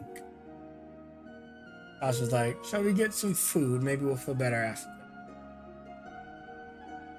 Yep, let's head that way. You all would arrive at you all would arrive at just in time for lunch. And sorry, Creed, it's seafood. Let's go ahead and take our 10-minute break before the next class begins. In the meantime, maybe you can grab yourself a dinner or lunch or breakfast wherever you are in the world. Hope everyone's having a good time. Stream. We'll take a 10-minute break and be right back. Well, do you guys want to take 5 or 10? How much time do you guys need? It truly doesn't matter. I'm good with 5, but I'm fine with 10 too. Yes, Tim. That's fine. 5 is fine. All right. That's that stream. We'll be taking a 5-minute break. I'll see you all soon. In the meantime, you can enjoy random blurbs about our wonderful. Yep, be right back. See you all soon.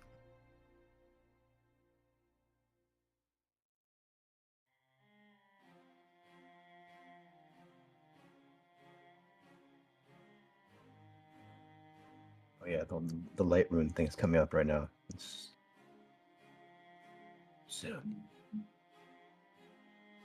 the coolest one, but I'm kind of biased, you know.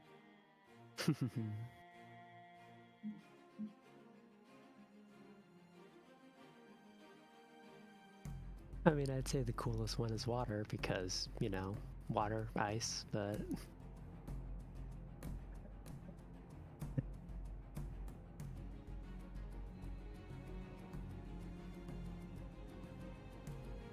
Elements of harmony.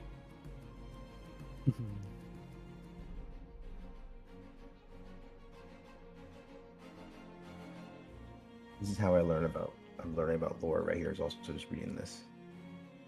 Hell yeah. Not magic items. Oh, the Troll City. The Troll City, I think, is close to the Fairlands, right? Mm-hmm. Not. It's a little bit further north. Yeah.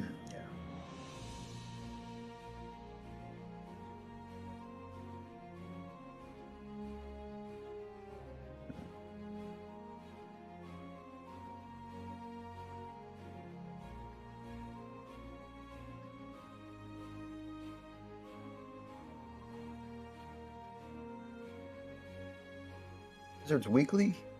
Where's Between the Flames? What's going on here? Oh, here it is. Here's the light rune.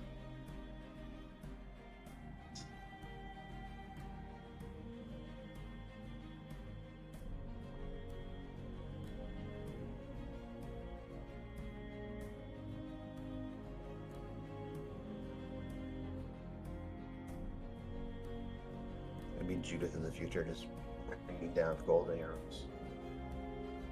Oh.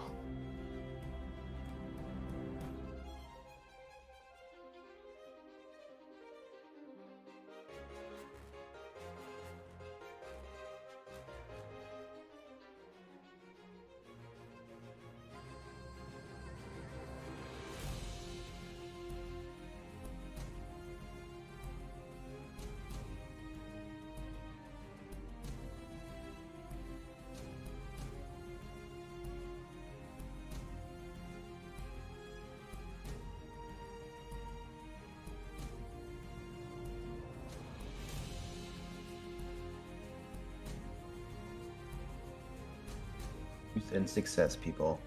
That's where we're at.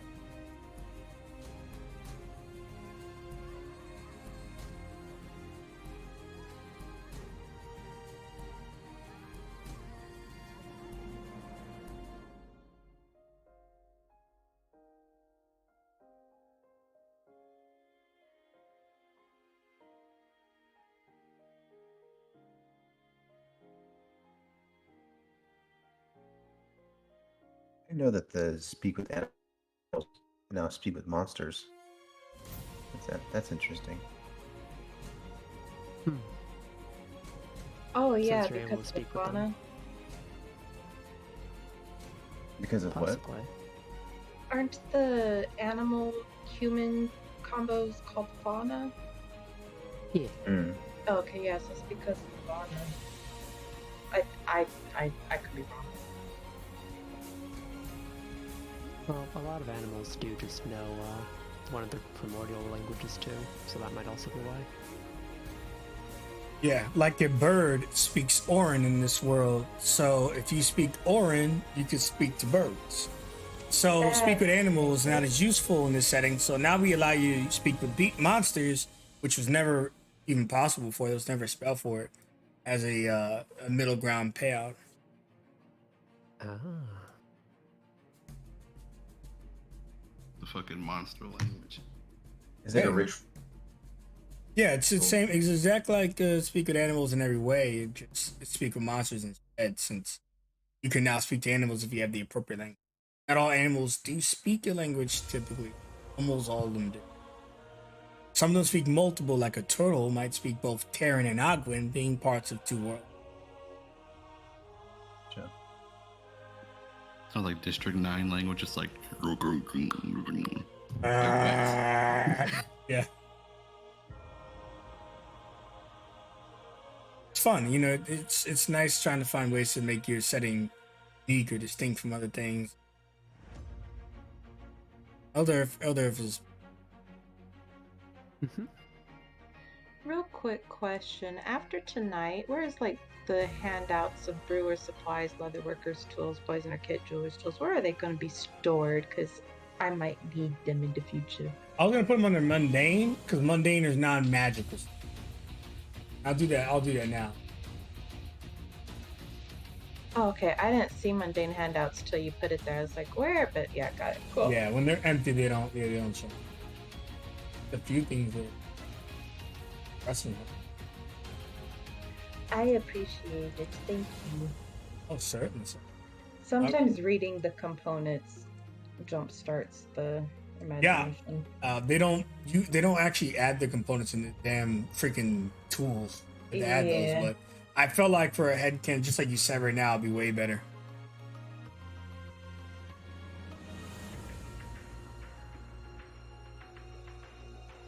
Also, Judah, if I switch the background on this page to the Shadow and Light room, you love your Light room.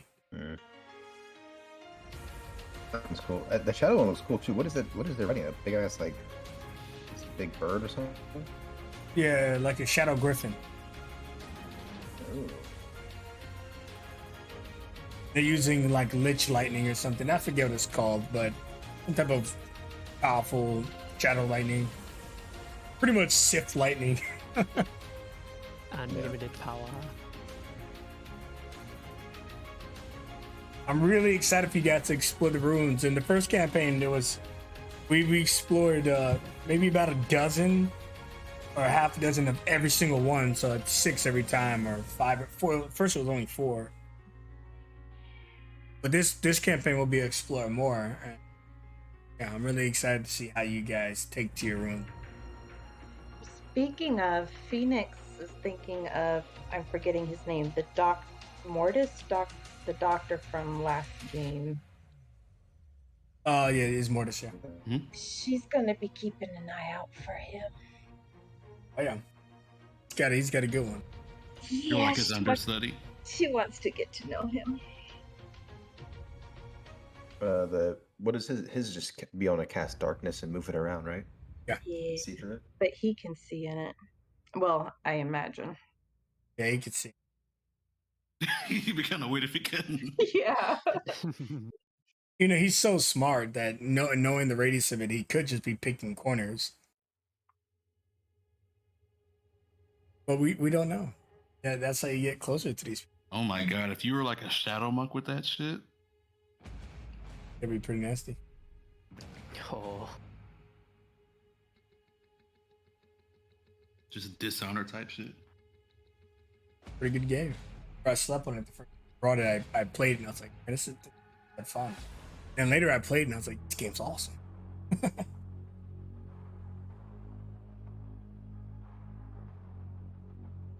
The same thing happened with Dark Souls. I had brought Dark Souls. It was like on sale for like $8, and this was a long time ago.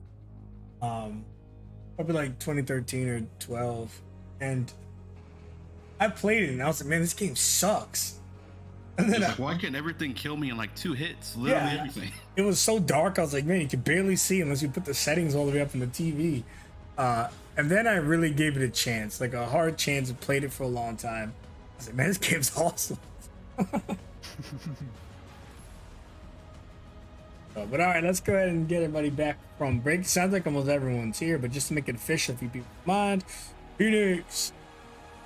Oh, I'm not usually first. Yeah. Oh, I'm just reading the names in game right now.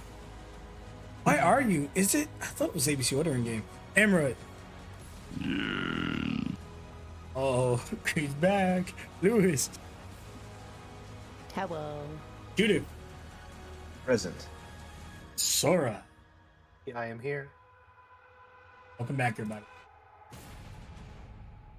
Now, players, as a preference, even Are we just gonna say we enjoyed lunch and want to get straight to the class, or do you guys actually want to play that out? It's entirely up to you. Most things I'm I ask you will be entirely up to you. I'm fine saying we just enjoyed lunch, but I do want to say if Doc is anywhere in the room, Phoenix is gonna introduce herself, compliment him on the good game yesterday, and try to make friendly talk. Nothing too in particular, just breaking the ice and hopefully getting on a first name basis. So, and I love the 30 years because of it. Um,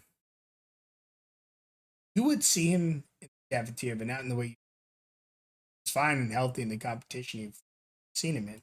He's actually sitting in a makeshift kind of wheelchair, the best they can produce. And you see that he's being fed. Someone's feeding him. Oh, okay. Well, that is a different visual than I had. Um, the person who's feeding him, does it look like they're like just a hired hand that works at the Yes. school, or is their body language a little more personal as if they're friends with him? No, just a caretaker. Very, very basic one the school provides for.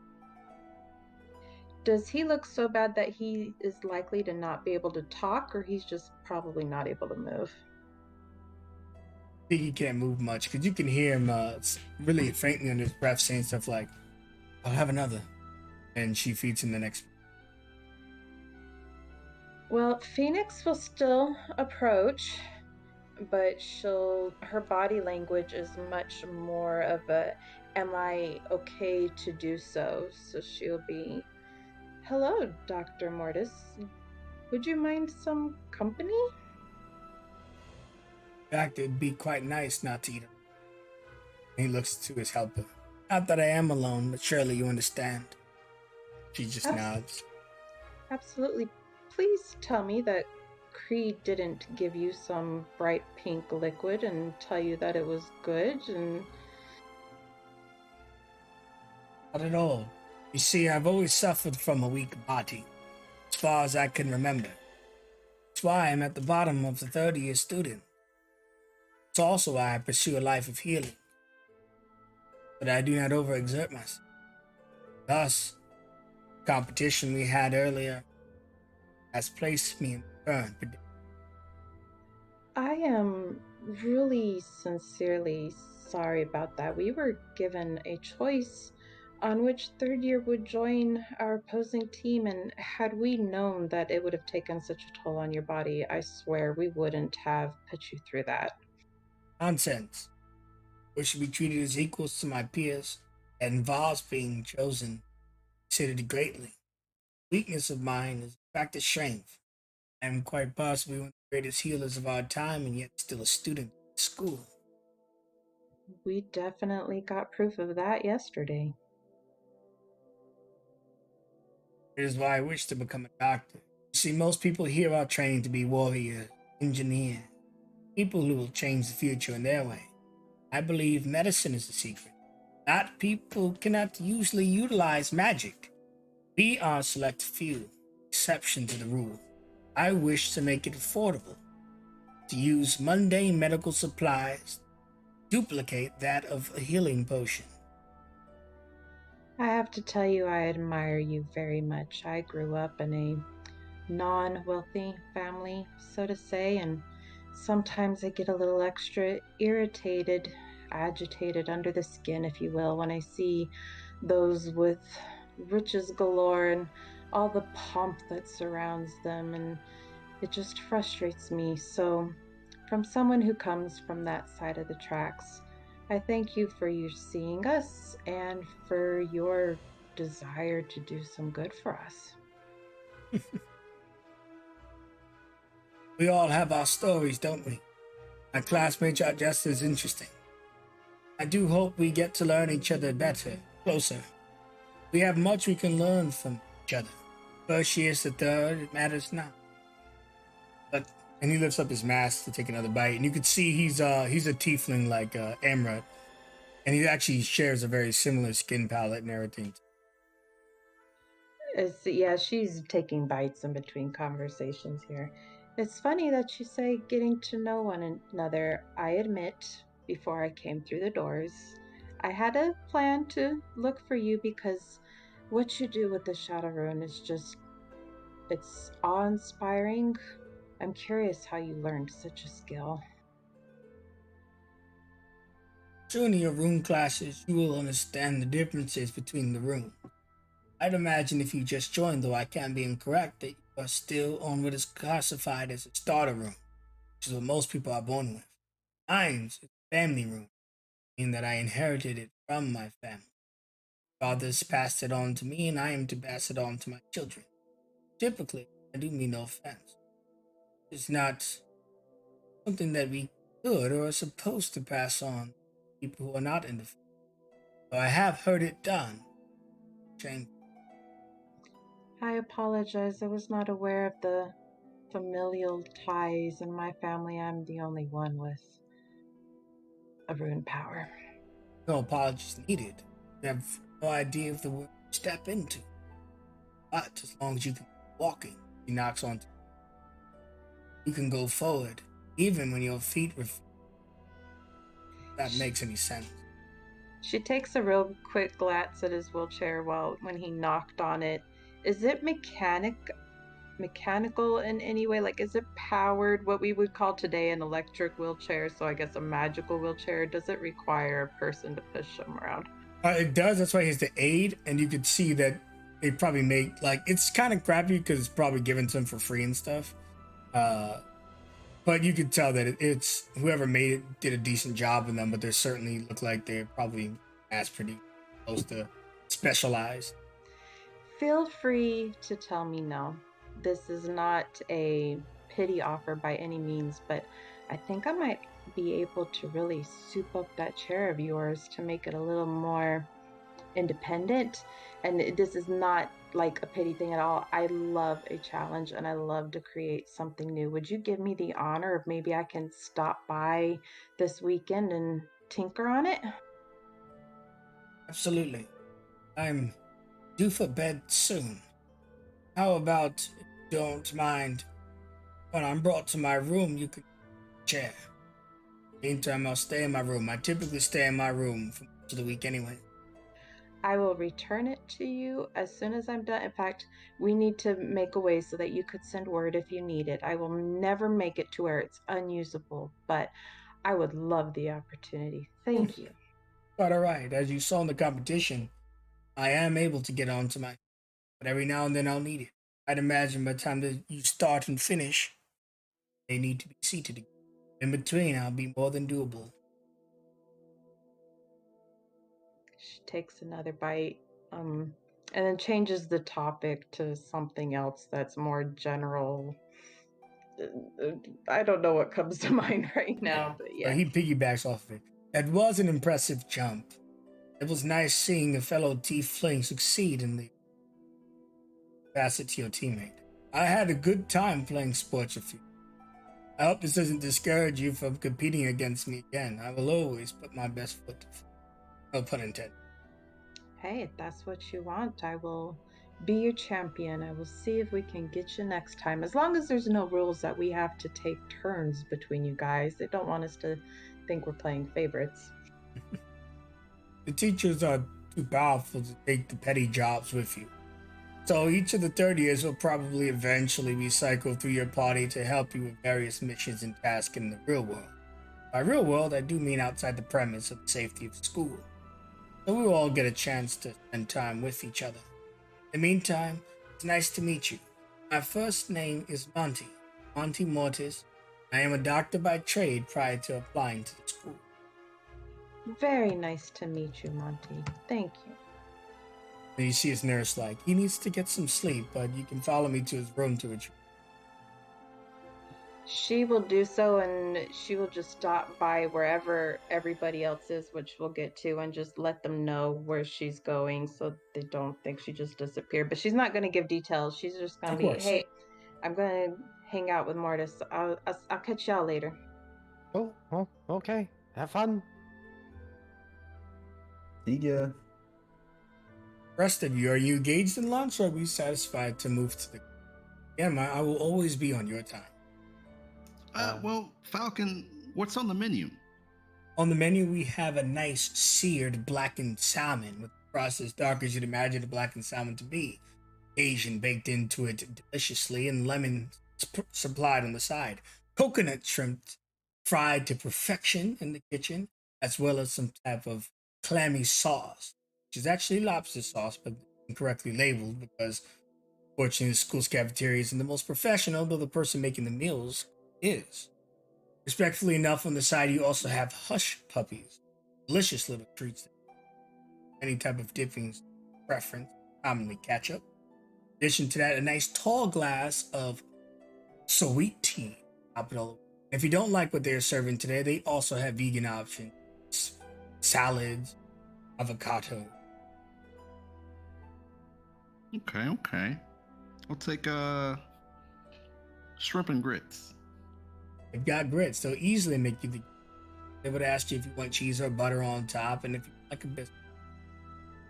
Oh, butter, please. Yeah. Or could have too much butter, they give you a nice big helping as they push the plate across the board. And with grits, they would actually remove away from the sweet tea and recommend. Sure. Never had it before. Fresh squeeze of the cool. Sit out right in front of you. Doesn't take them too long, maybe 30 seconds, and provide you with a glass. Is anyone else particularly interested in eating it?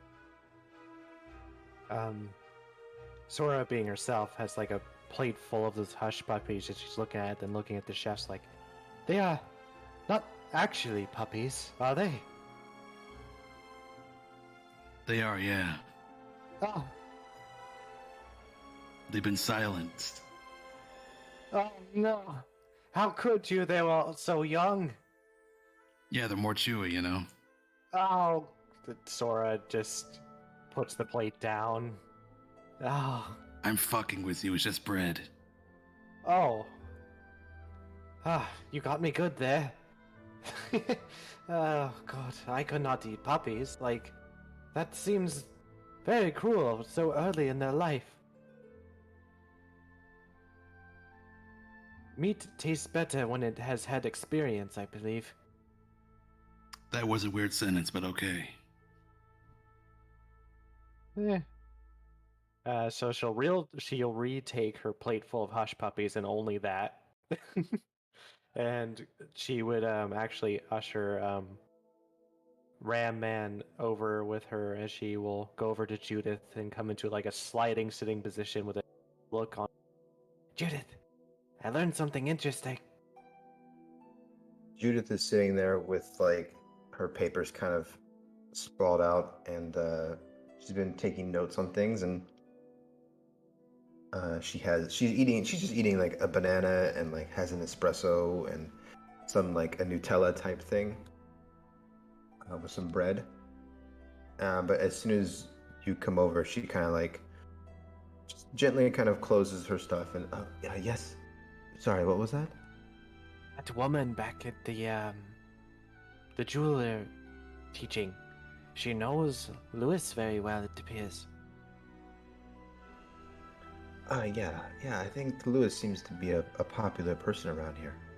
But this felt different. It felt almost tense. And she would like give her best impression of the look that she saw that woman give Lewis and say the line, I remember you, and try and mimic that tone. She said it just like that, almost as if there was more. Be anything. It could be a one night romantic flame. It could be Ew, with Lewis? I mean, he was young at some point, I imagine. Yes, but he's so grouchy. He is, yeah. Something made him that way. Like, you are young now, but maybe something might happen to you and you become grouchy. Time is a long thing, and you never know what's gonna happen, so.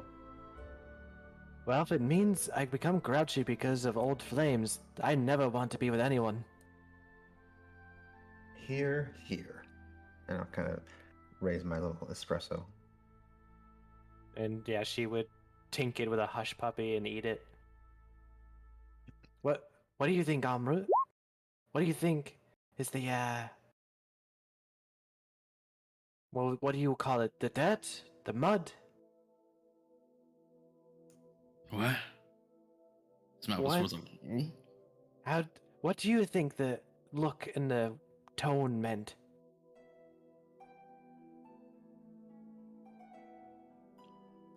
I don't know what you're talking about.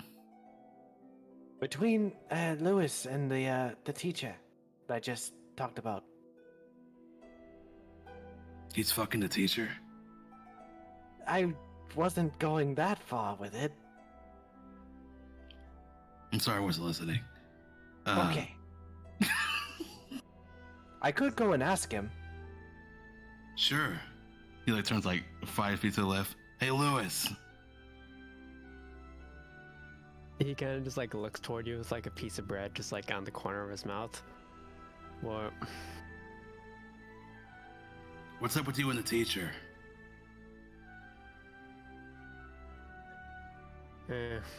Met her a while back. I did mention this is my second time around here. Yes, But you- you did. Where were you two at? She like makes like a two fingers connecting against each other. Together? Yeah, does he like make you a drink and then like... Wait, which teacher? I believe Eleanor just- was her name. Oh. Gotcha. No, I heard that. As he just like slowly puts his pointer finger and thumb up to the bridge of his nose and just slowly rubs it. No, nothing like that. Let's just say I didn't exactly have the best reputation around here back in the day. Oh, maybe Judith wasn't so far off that you were a bad boy. More was a bit of a problematic type. Had my flames a little bit too bright, to say the least.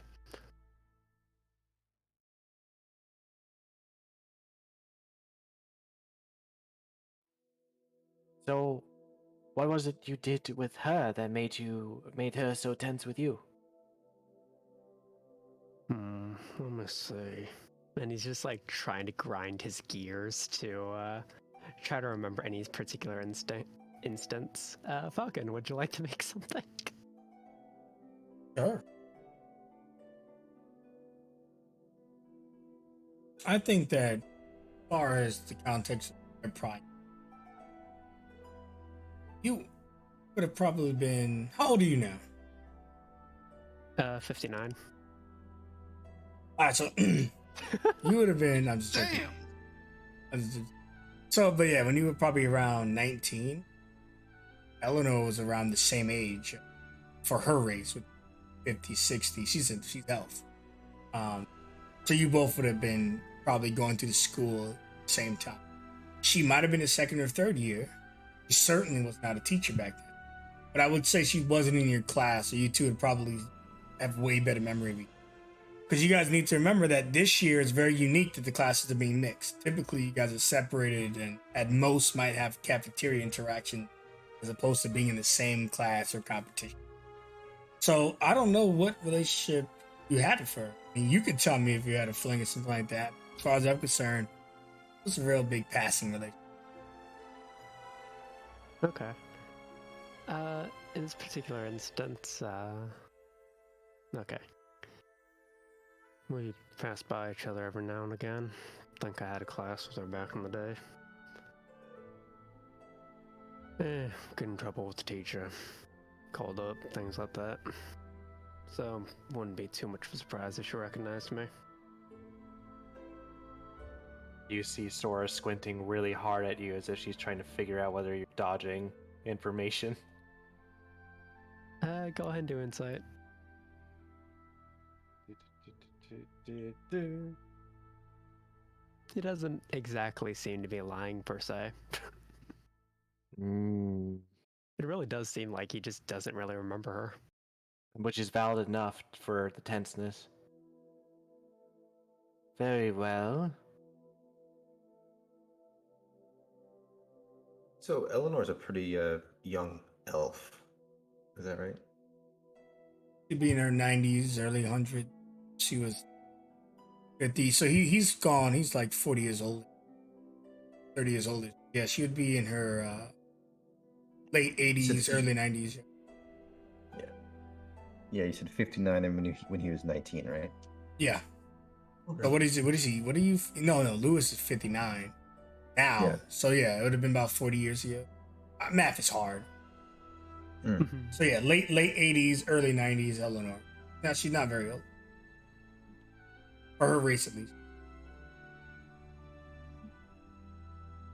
She's a baby. Yeah. Well, I think elves on Elder like 400 years is 700.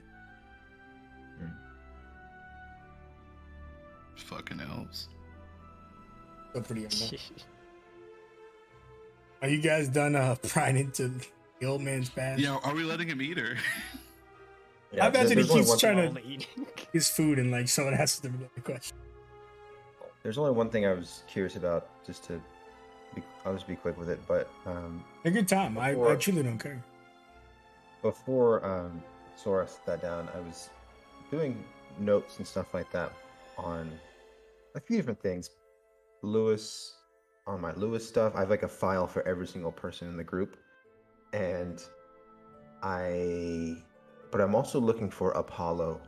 Was he around? Is he getting lunch? How bad do you want him to be? He could be. He Yeah. could be getting lunch. He Most people lives get in lunch the, at he this lives in time. the house. He lives in the house. I can always go see him later, but I was just curious. I don't want to I don't want to interrupt what he's eating or what he's doing. I just want to see if he's eating and kind of. He would be in learn a about him. he would be in a teacher's lounge. They would eat separately from the student. But if you were to look for him, you could.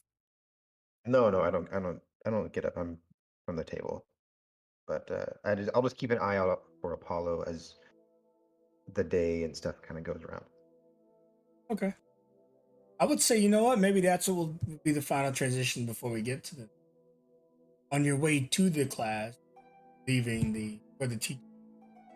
He wouldn't say anything to you necessarily. Maybe just a passing raising of his hand. But if you address him, more than willing to stop and entertain any conversation.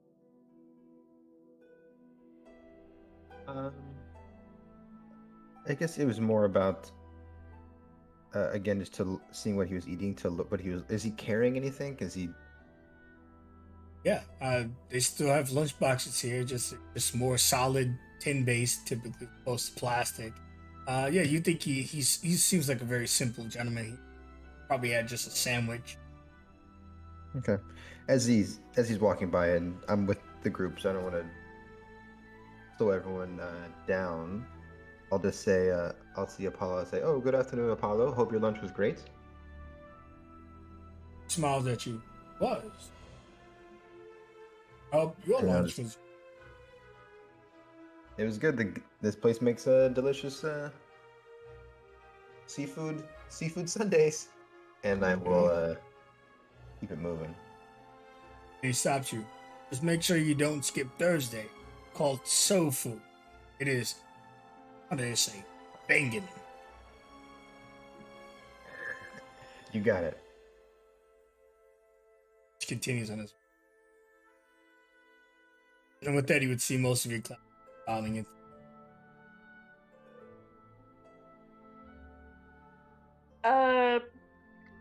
Phoenix would be working on this wheelchair and losing track of time. I don't know if she's gonna make it to class. You don't. But if you don't make it, then Mr. Farr probably can look. Okay, yeah, she's probably she. Mm-hmm. Oh my Me god, as the a punk player, is skipping class. me as a player is like, don't do this. There's got to be repercussions. But Phoenix, she's totally trying to put a new suspension system on this wheelchair. Yeah, so you think that it's easier to skip the majors as opposed to the generals? But you could certainly, unless you're going out of your way to hide, he would probably just go look for you regularly on the classmates. Do I have to, like, You what are don't. they gonna cover that I don't already know? You don't have to. I mean, it's possible he doesn't find you, continue his class without you. It just depends on whether you're hidden or not, or whether he just walks to your room and you're right there. He's like, get up, let's go. I'm in Oh class. no, because she has her stuff with her since we just came from the other class where she was using it all, unless Monty like wants her out because he's trying to sleep or something, she would just work on it in his room. Yeah, no, he wouldn't. He wouldn't say anything. You would be probably surprised how fast he fell asleep. Yeah, you could just work on it there, and I don't think he would check there for you. So if you wanted to skip in this class, by all means. Yeah, I'm sorry to do it as a player, but it's totally what Phoenix would do. Oh, not the dread of what my character would do. Joking. Uh-oh. At least I'm not killing anybody over it. No, but- you're fine. I actually believe that yet. it's not with the right players. It's never toxic. What my character. I think some people use it to justify bad things. This is purely fictionally accurate. Yeah, no, she's staying there, and I don't want to go too crazy. Like, she's not going to revamp the whole thing in one afternoon, but she is course. definitely putting springs and shocks on this thing to give them a smoother ride. Sure, certainly. So the rest of you, so you're on the map only because of dynamic lighting. I don't want you sitting here staring at the black abyss, but obviously you're not really here. So the rest of you would get an address to the new place, and by an address would just be very basic instructions because it's all in the same facility. When you do arrive at the facility, do be conscious that Phoenix is not here. No, I wonder if Mr. You know what, Mr. Farr would just be like, "What did you just bring Jenkins?" All right, today we have Jenkins. We'll do it Phoenix later. It's very important you don't miss these classes. Your main classes are extremely important to the life you'll take beyond walls. Oh, I totally expect her to have detention later. Yeah, they'll Yeah, probably you're adjust getting it. your own suspension, you know? Lol. They tell you, right now we're going through the primordial arts and the sworn defense. Very simple lesson for me, but not simple for the sworn defense. I move you up. You're missing Rune Warrior training? I know this sucks, but I can't. I have to Aw. stay true to her. It's in her bio that she would skip classes. I have to. But that's okay. I would say that whatever we do today, you can just do it as Jenkins instead. He's recording it all, too. You can do it. You can do it as That's Jenkins. cool. So Mr. Farr, are you guys looking at a blank? I will open it. I'm thinking you're looking at it, but I realize you're looking at a blank. He would tell you all as he walks. He has Jenkins next to him under his arm. All right, it looks like I don't know where Phoenix is. I hope she's all right. In the meantime, the rest of you come in. Please, look after each other. It's important that you don't miss the primordial arts class and the sworn defense.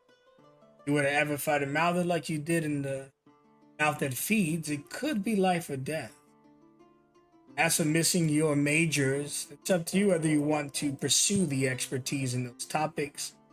We actually don't force you to attend those classes. This one's a little more heavy-handed. Again, you do have freedom of will. If you tell me you're not coming to class, I'm not going to arrest you.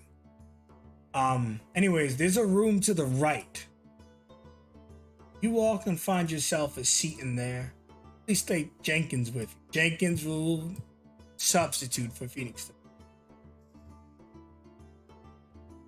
Then he would point, get you guys in. And if you have any questions for him, he says he's gonna meet you in there really soon.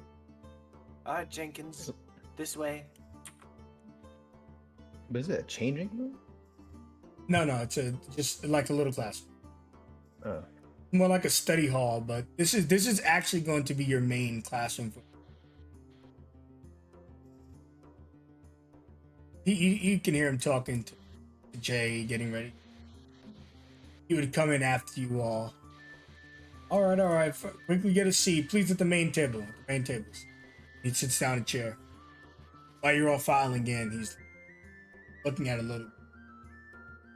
So, who here can tell me what a rune warrior is? Yes, I do understand you all are rune warriors, but I would like to know what you think a rune warrior is. I'm not going to ask each of you, that'll take too long. So, But as the weeks go on, I'll be picking your minds at different times. Eventually, I'll get to know all of you. I'm excited to have my first class with you. A bit saddened that my fellow Shadowrun is missing this class. But that's okay. We've got, what, at least 30 some other classes. So, any volunteers to tell me what you believe a Rune Warrior is? Sora would raise her hand. From what the masters told me back at the island, Rune Warriors are... We are people where the elements have extended us an opportunity. We are gifted with the powers of the elements, but we are not given a destiny because of it. It is up to us to decide what we do with these powers, whether we amass the greatness or we become one with the tide. Excellent. That was a really good answer. It is true that we are gifted with the primordial powers that our world of Elder Earth provides. It is also one of the only techniques that can banish a mouth that feeds creature, which you'll learn more about in the Sworn Defense class. Does anyone know the difference between what we classify as a starting rune, an advanced rune, and a mastered rune? Can anyone answer that question? Okay, so a starting rune is typically something you're born with. So a family rune can be born with as well. Starting runes are the basic level of power. As you get stronger, your runes will improve. Conditioning your bodies in fights and taking down greater opponents will allow you to pull in more of the natural energy from the world around you, i.e., advanced runes and mastered. Right now, each of you can do some pretty cool stuff, I'd imagine. Gifts you're proud of. But as a mastered rune, I can tell you that the difference is night and day. My one rune ability can probably trump each of yours in multiple ways. As you get stronger, one day you may yet master yours as well. Family runes are a bit of a heritage thing, the name would imply. They're supposed to remain within the family. It's more pride than anything. I'll always stand by that. Though I will admit I do have a family. The thing about family runes is it's kind of a status or a representation of our people. And you know what they say, one person can ruin it for us all. And there was a person in history who did exactly that. His name was Dakar. He was taken in by a family and given a family rune. And as each of you may know, you can spread the rune around freely once you have it. They respected him enough to invite him into the family as if he was blood. So, he made a killing profit of it. Some people will say it was smart. Ultimately, it was a betrayal of trust. He would sell people on the exchange that he could put their rune into them. Of course, you must be a rune warrior to receive it. And then he goes on for a while about this type of stuff. We're not going to talk about all of it for a massive information dump. He just explains of the importance that some families take to their rune. And it may be more difficult to acquire those runes. We got a sneak peek of that earlier. And the dangers of spreading that runes to people who may just try to give it away freely and make it no longer special. He then tells you that only a rune warrior can deliver a killing blow to a Mouther, which is why it's so important our presence to be maintained. And as for the first class, he says he's going to cut it short because he doesn't want to cover too much content out all of his students. At the end of the class, you don't have to answer. You can answer any question you want, not even pertain to what he spoke about. Are there any questions?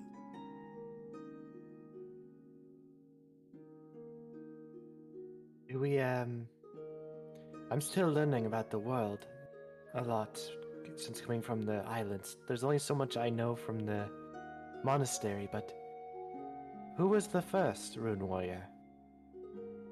The first. Excellent. Depends on what you ask. What rune in particular are you hoping to be? If I'm ever to become a master, to find my master, I would wish to know who the first of the Freedom Riders were. The Wind Rune. Pauses. Turns to Vermilion Pendragon was the first of the era. You say his name with so much hesitance. Is there something wrong with that name? Closest. Being born of Faroon power doesn't make. As we just heard about the man who stole what was given to him. And it is possible to steal something given to you. Mistreated, misused, abused. Those who care for it. Special gift. Million kind of falls into that. He's given something. Honor. He betrayed the trust of the runes themselves. Using it selfishly to help make the very foundation we fight against. Mouth that feeds. Did not act alone. Greatest weak will. Another manipulated him. Falls into darkness. That story is far too long to share. Well, hopefully I can grow strong and show that the wind will always change. True. Some people speak fondly of him nowadays. Truth, I don't know whether he's even alive. But I will say this. We are all mortal creatures. As such, free will given to us by Alpha Zion can be used for great things, constructive things. Sadly, those two are not mutual.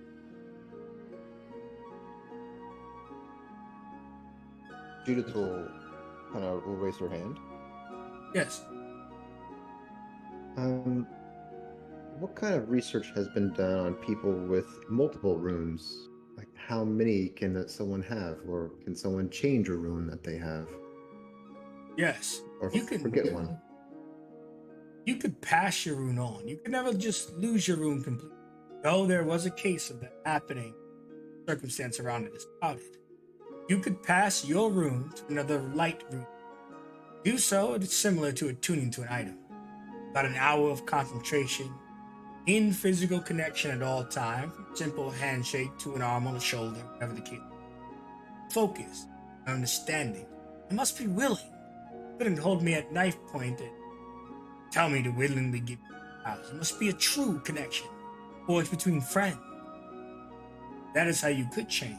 Also, the world is gifted with stuff that are called rune stone. You could go to an ancient forgotten cave and discover script on a wall. And if it is of your associated rune, you could absorb its powers, forfeiting yours in place of its own. They say in times of great needs, these sometimes appear to tip the scales. Just consider that unlike people, you wouldn't be able to switch back.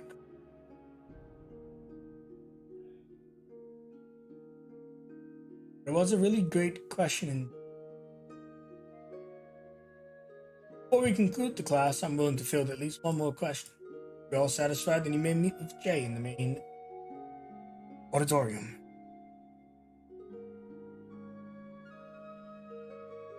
Does anyone have another question, or? Yeah, you can ask a second question if you Oh, well, wait. I just want to make sure someone else has. Amra, you sound like you were about to say something. I might. I don't know. I know the question. I'm wondering if I should ask it. Sure, why not? At the time, so if you looked uncomfortable, maybe Sora, you're passive, you could see Emirates definitely think about speaking up, but is hesitant. I'm gonna tell. If you are too nervous to say it yourself, you can just whisper it to me, and I'll ask it in your stead. No, it's fine. Mr. Farr. There are many cultures and religions, no doubt based around the runes. Is there a precedent for cults? I imagine there's a darker side to these elements as well. There is a darker side. See, there were 12 users of the runes originally. They would become the rune. Different from Vermilion, the first mortal blessed of Faroon, these were quite literally gods. 6 of them betrayed the other. Those 6 are shrouded in all manners of darkness, and those same creatures are now Malthers, trapped in the mouth that feeds. They threaten our very existence even to this day. So yes, there's plenty of darkness surrounding the room. Just as much evil as good.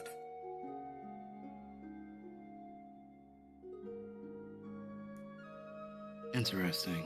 Thank you. Excellent. Jenkins. Was this Good job, Jenkins. palm someone that was good that turned evil at some point? Palm was a hero to this world. She may not have thought of herself, but the facts remained. She was one of the few people in Metal Rain that stood against the invasion and casted the most powerful Shadow Rune to date to the mouth that Raz. All these names, this information, we've got the entire year. Palm was a hero. Fortunately, now she is one of our greatest friends. Not all who stay on the path of light remain.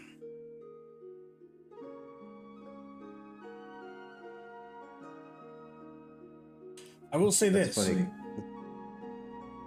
Sorry, I didn't mean to cut you off, Judy. No, I was just gonna say, even out of character, that's funny hearing that said from the Shadow Rune user. Not staying on the light. Yeah. He just tells you, I'm not confident we will be able to defeat Palm the Yashika. But our research has discovered that there was an exaggeration in the amount of mouth that she had. She is to have control over 99 mouthers. Plenty, but certainly not 1,000. Research has been evident. Among them, she does possess the original Shadow Rune Ivres. So she's capable. However, to rest assured, students, we will have the 3 queens here so that they arrive. Headmaster Hekalu, Sakura, Mother Nature, and Aether. Those 3 may be the hope we need to win. In the meantime, it'll be up to us should you stay and fight. Now, you know what? I won't get into it. I do not want any of you to be afraid. At the end of the day, when the year comes, you are free to leave here with everything you've learned. Do not be forced to fight. Some of us are obligated to defend the ground.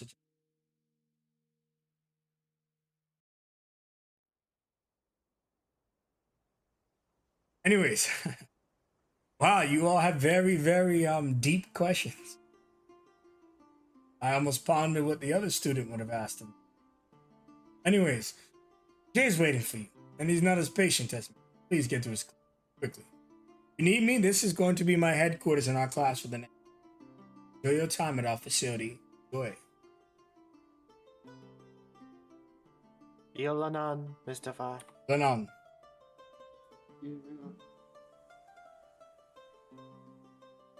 Come on, Jenkins.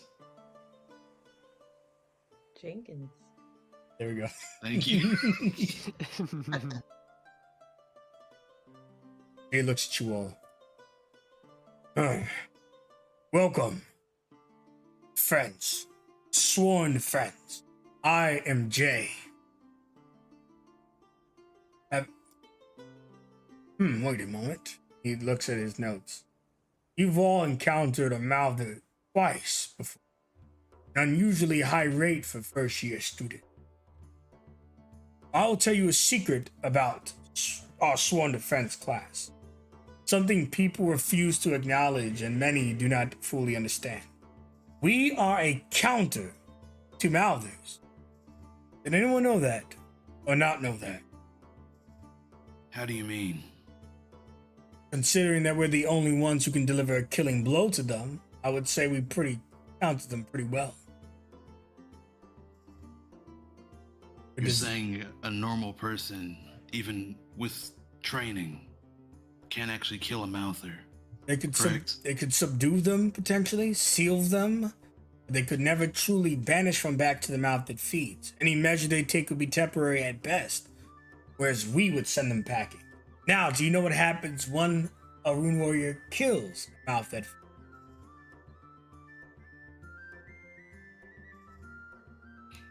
I didn't think so. They are sent back to the prison of the same name to live out a sentence before they could ever hope to break free. You see, they do not permanently die when defeated, which has made them a very troubling enemy. A Mouther can only permanently die if you kill him in his home. But you've spent your time on the easiest level of the Malford feed. By easy, I mean a long mile from the other floors. It is a journey few of us have ever done. Journey within the mouth that feeds and slay a Mouther forever. That is why we must train to imprison them as best we can, and one day hope to pursue them within. What they will not tell you is that Mouthers also counter us. You see, we are both fighting in the same shadow. The amount of light poured onto it shifting who is winning at the hour of the day. But they have the means to destroy us too. Some of them can nullify our powers entirely, temporarily. They spew what's called auras. Every single Mouther has an aura. The larger the area, the weaker the effect. The smaller, the more powerful. Some can extend for miles, others within 5 feet of them. Those are the ones that I will tell you are particularly vicious. In the Sworn Defense class, we will teach you today about Darkling. Me and Mr. Var make sure none of you die. You see him clap his hand and the cage appears. This is a Displacer Beast, a minion of Mouthers, also referred to as a Darkling. Today, you will slay it. Should any of you be on the verge of death, or any of you die, me and Mr. Fall will destroy this Darkling. Otherwise, your lives are in your own hands. There's no telling we can get involved fast enough, though you should know that you are safe here to an extent. I'm probably scaring you. I'll let Mr. Fall explain. We could easily destroy this creature. It would be no issue. However, battle, anything at any moment could go critical, and you could die. We're here to make sure that doesn't happen. This isn't a foolproof plan. Each of you are here today on your merit of skill. Do your best, work together to defeat the Darkling. In the Sworn Defense class, you will fight many Darklings. And at the end of the school year, you will defeat your first full-fledged Mouther in this course. Darklings are minions of Mouther. They are permanently killed when you defeat them outside the Mouther. He's like, thank you. Should we tell them about Rune Mouthers? No. You have all year. I see. When you are ready, I shall release the beast. Understand it'll be equally as ready as yours. Only who acts first will be the one who acts first. Any questions before you're forced into this bout? Mr. Farr goes, oh, Jenkins will be participating in Phoenix's stay. Jenkins? Yes, being psychic. Okay. We're supposed to just stay on this platform, or are we supposed to, or can we go anywhere in this room? Anywhere in this facility is fine. Be careful not to damage too many of the goods.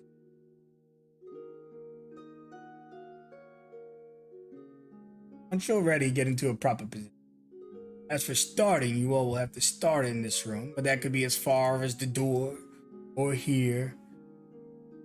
But once we do officially begin, you can retreat to one of your desires. Just know that your foe here will pick off those who are alone. And Mr. Farr stand over here, and Jay stands over here, in a kind of a beam over them. Monster will not pursue us. If we need to get involved, we'll get involved. Otherwise, good luck, students. Get used to your Sworn Defense class. As for the Primordial Arts class, eventually we shall go out on missions to strengthen your runes. And soon we will explore alternative starter runes for you. Those people are not born. Good luck, students. Please, each of you raise your hand with a weapon or a wand or whatever your choice is at the ready, and I shall release the Displacer upon you. Okay, above game. I'm sorry to be the difficult player. I got a couple things I just want to ask real quick. Hopefully it doesn't make it too complicated. Yeah. Jenkins is supposed to just dodge unless he's told what to do. So I kind of like to roll like a d2, and one he figures out to do something. I mean, he's not the best thing now, and like two, he just dodges. And then can I roll a d20 like on each of Phoenix's turns? And if I get a 20, she like realizes what time it was and runs over here and appears to help out. Absolutely. We'll roll Phoenix into initiative, and then you could just handle those d20 rolls. And if you do appear, you will enter at this specific square of either of these two at the door. Okay, great. In the meantime, yes, a d2 is appropriate for Jenkins. Thank you. Wait, 2 is what again? One is he realizes something he can do, like the wiring is smart enough to figure out how to help. Two is he just dodges because he doesn't know what to do. He's used to doing whatever Phoenix tells him what to do. Oh, gotcha. We put Speaking Jenkins of- right here. Say again?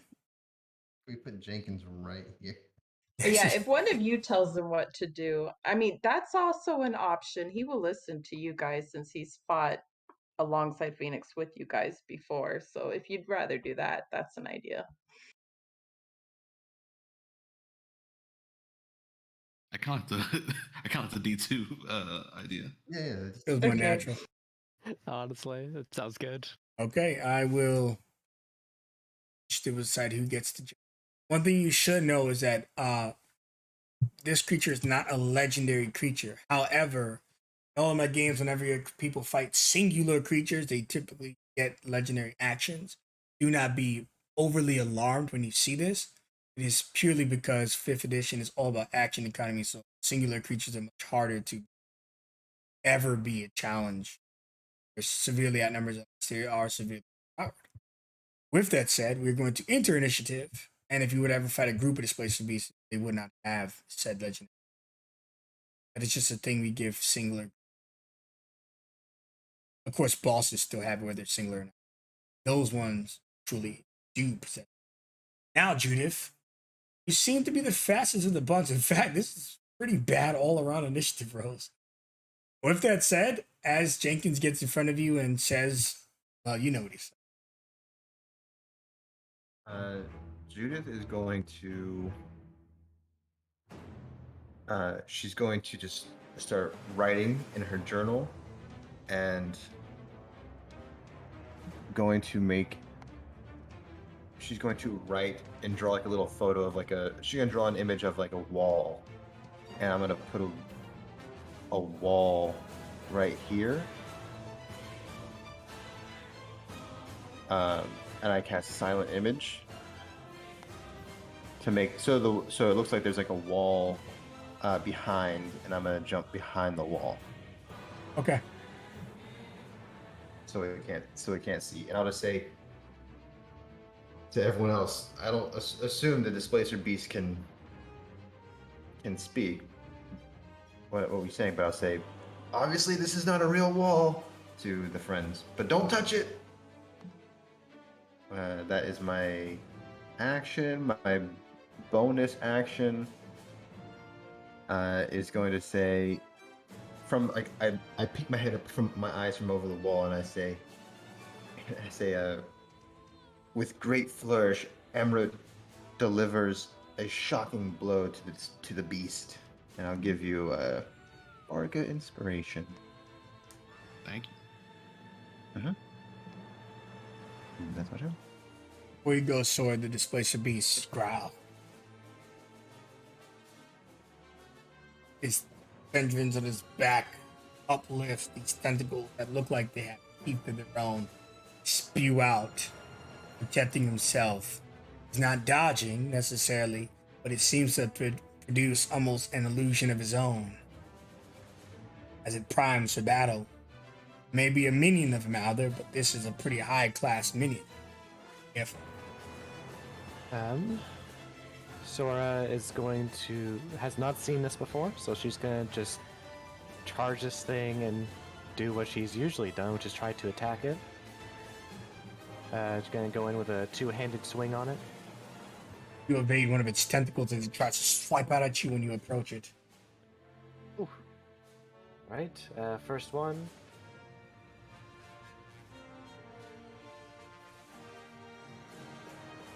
You have disadvantage as you attempt to hit him, but it seems like he's not in that particular space. Maybe he is. We'll find. Okay.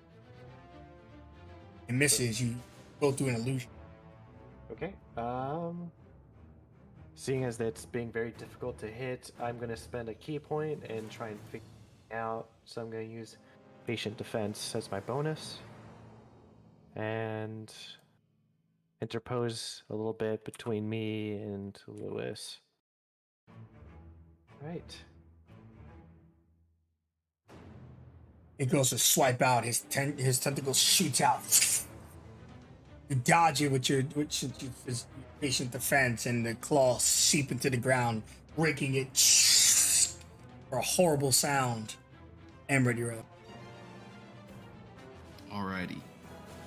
I will point to it as he's walking to it, and I'll put hex on it. Not sure that'll work, but we'll see.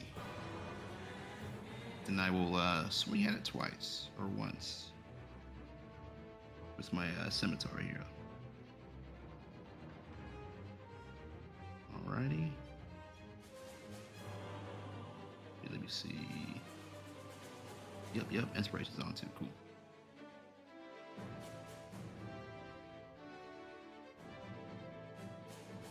The attack, unfortunately, hit it. Seems to be particularly difficult to target this creature. All right. Oh yeah, I was actually here. Okay.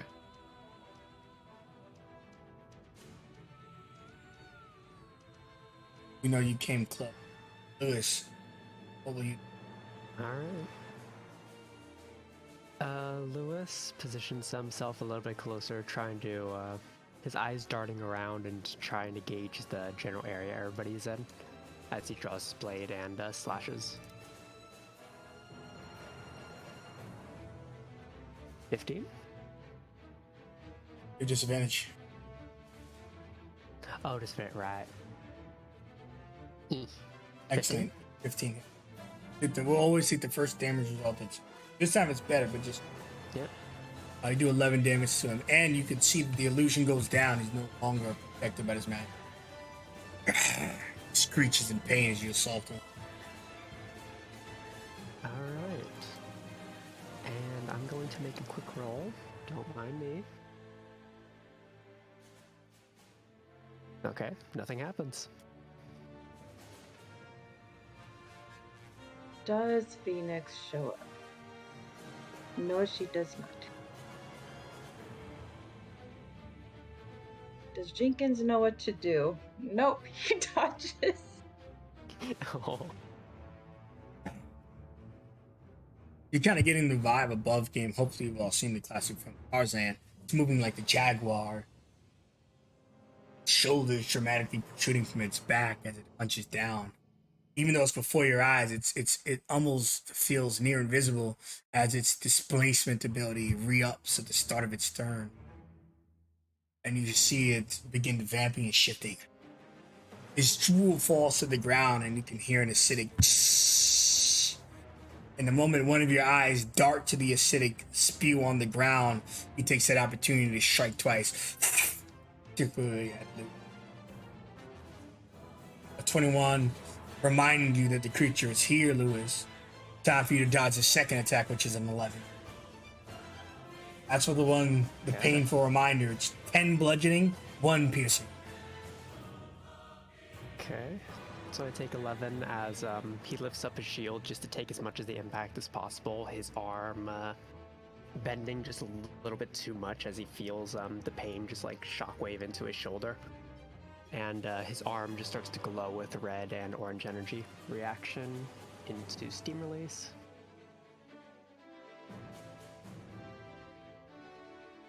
As your steam begins to pick up, you see the displacer growl at you.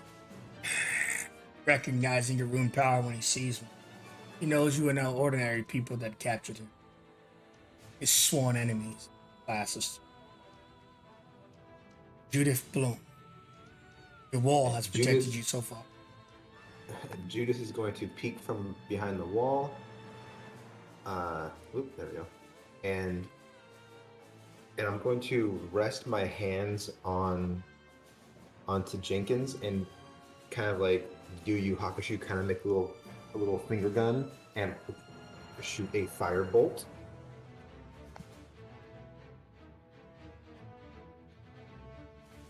Oh.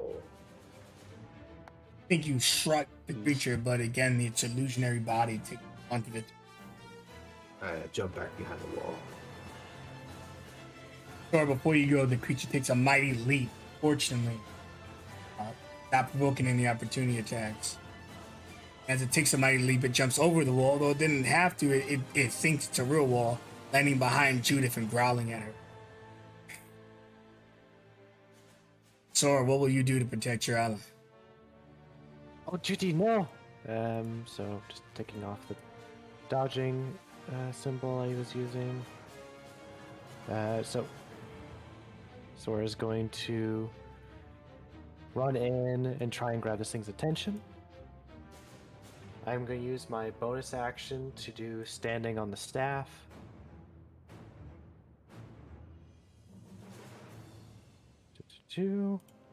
Making my first attack roll, I think, at advantage, so it would be flat, right?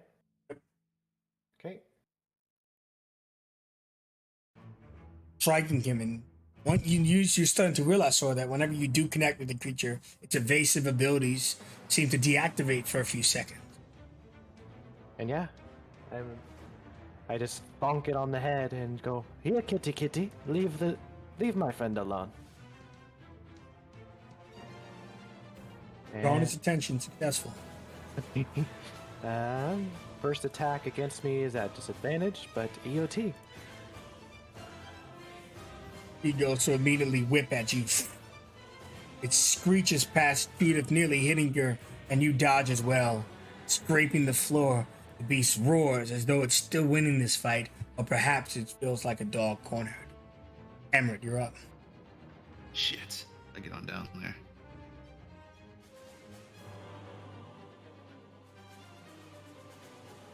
Alrighty.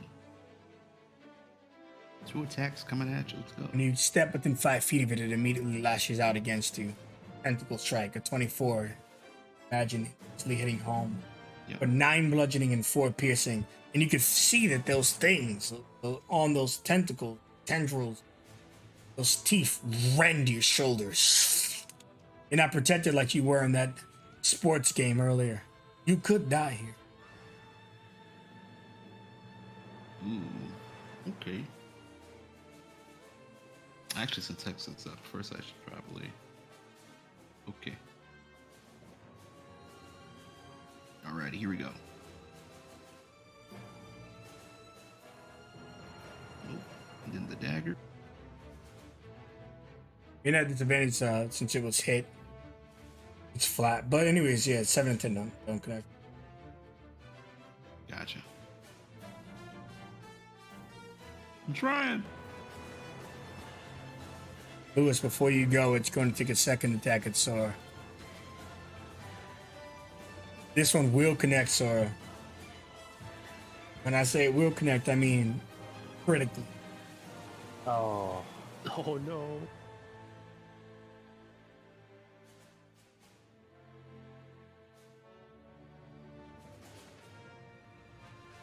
I'm down. It rips into your belly, and you guys see that the tendrils literally rip by her belly button, open her stomach, and she begins bleeding profusely. And Mistafar immediately puts up his hands and performs a seal, protecting you for 1 round, Sora. Lewis, you're up. Damn it all. As he rushes forward.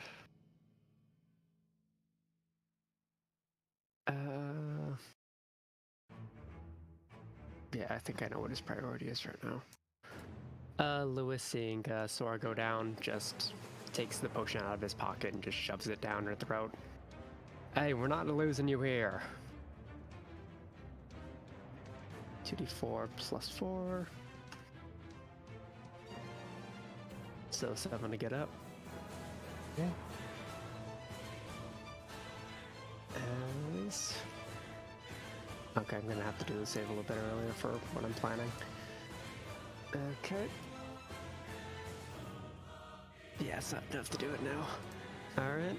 As he puts the potion into Sora's mouth, you see Lewis's arms start to grow that black tissue from before as it just burst out of it, without, to even his own surprise again, as it tries to strike out at the Displacer Beast. As bonus action into Shadow Friend, going into attack mode, lasts for 3 rounds. Up. Is it at disadvantage or just flat? Flat. Okay, so just 8.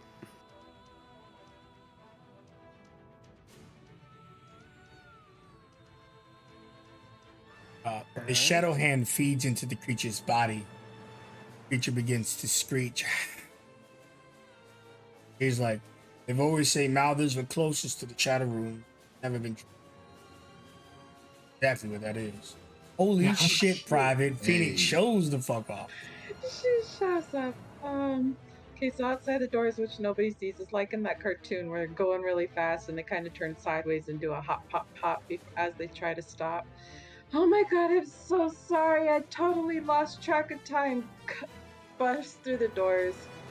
See Sora on the ground, not looking good, and oh my god, what are they doing to you guys? I lost a lot of blood already.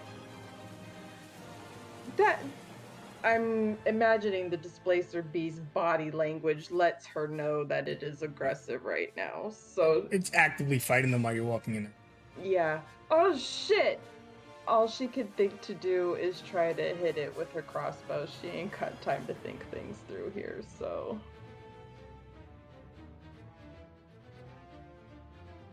Crossbow shot pings it right into its, right beneath one of its muscles on its shoulders. It screeches in pain before turning its attention to you with deadly. Bonus action, she yells out, Jenkins, what are you doing? Help! Jenkins.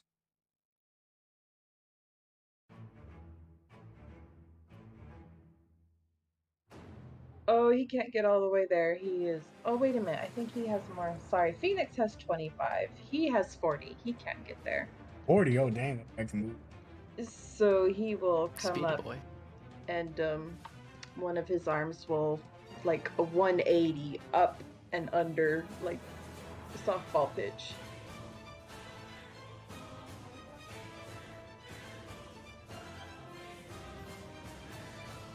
That smacks him for 7-4.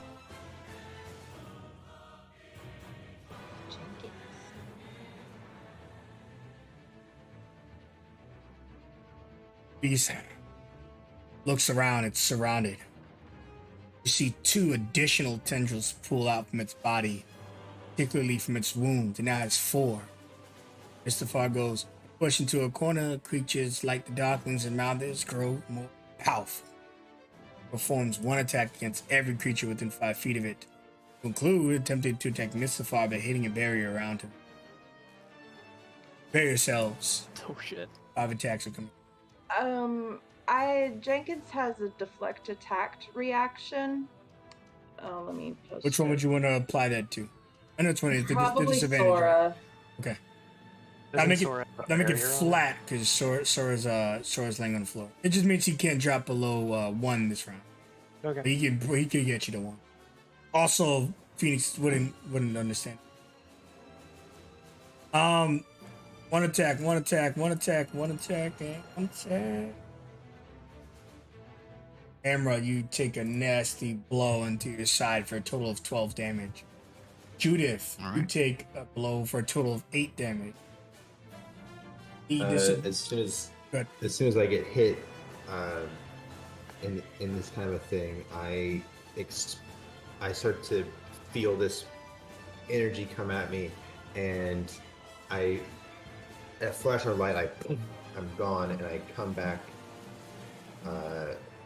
sweating and yelling 510. over here on the other side of the wall. I'll just put it right here. And I get some health back. Twice my level. It said it was 8. 8 damage. Yeah. I only take, so I take 2 damage. Correct. Okay. My attack was made into a flat roll against Sora, so it goes from a hit to a miss. And then against Lewis to miss, and then against Jenkins it hit for 13 damage. Gotcha. Finally, his disadvantage re-ups at the end, which now brings us full circle back to June. Okay.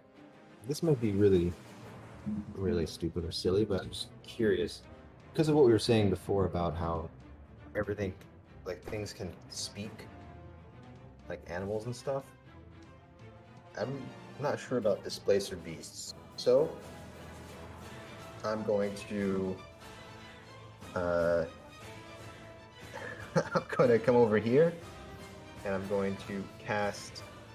This might be stupid. I'm going to cast Comprehend Languages. It allows me to at least understand any literal spoken language. I don't know if this thing can speak anything. But I'm going to pull out an empty scroll case, and I'm just going to yell to it. I'll say, here, kitty, kitty, this thing will heal you, and it's a nice, tasty treat. And I'll throw the scroll case over here to try to get it away. I don't know. See, should be off. You can give me a history check, see if you know about this darkling. It's not, but as you do try to communicate to it, at the very least, a teacher will tell you that displacer beasts do not have a language. Okay. So they don't speak anything important. Okay. Does it react at all to my throwing of the? It does. No? Its eyes would trace it, but when people actually be trying to kill it, it wouldn't. You don't think it'd straight through it. No worries. That's okay, because by the way, not all Darklings don't have a language, so that could have easily worked against a different one. Okay. This Displacer Beast. By the way, it seems to cost him multiple legendaries when he does this, which is good for you guys. He is going to, remember they said if you're secluded, it will pursue you. It runs full speed towards Phoenix, even doing as much as getting behind it to separate the distance. Sora, go ahead. Sora will stand up from prone, using half her movement.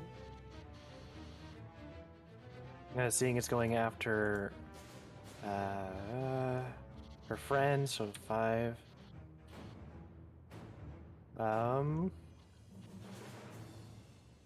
She's gonna mount her staff once more, their bonus action.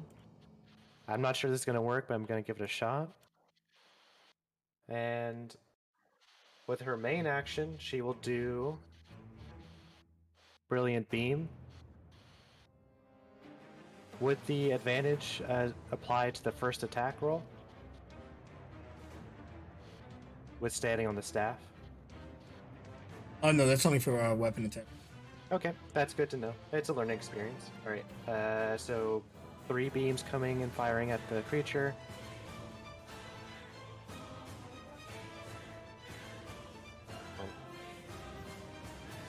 Oh, that easily. Clearly connects it. Oh, I like that gift a lot. Yeah, thank you. For 8 radiant on the first one. I'll heal off of that. For 6. Add 2 more. Yeah, second beam, now they're at flat. 2. That hits.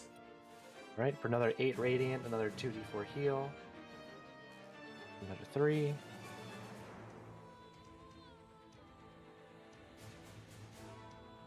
And then last beam.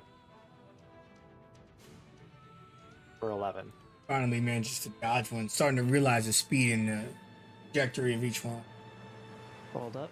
As kind of noticing that the last one seemed a little bit off trajectory, Lewis just kind of angles his blade in a way that the light kind of refracts and the beam seems to bend slightly. I'm going to be using reaction to Aaron's excellence.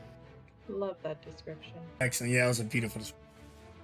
Okay, last attempt. It hits, and There Lewis, we take go. a point of inspiration. That was a delicious refracting the beam off your blade. For 11 Hell yeah. radiant. Oh, a big chunk of damage too. Whew. Big heal. And I'm back to full. Alright. That was a great turn. EOT. Yeah, that was a good, especially him taking you down. It was a nice turnaround. Amrut, before you go, the creature will take what we can assume to be its final legendary, as it is going to strike.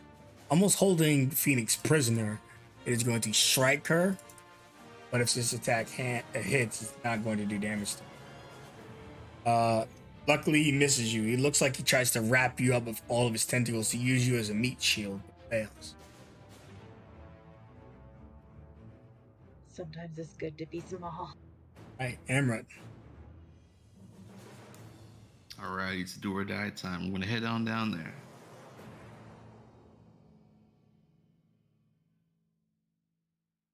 So I'm gonna run down.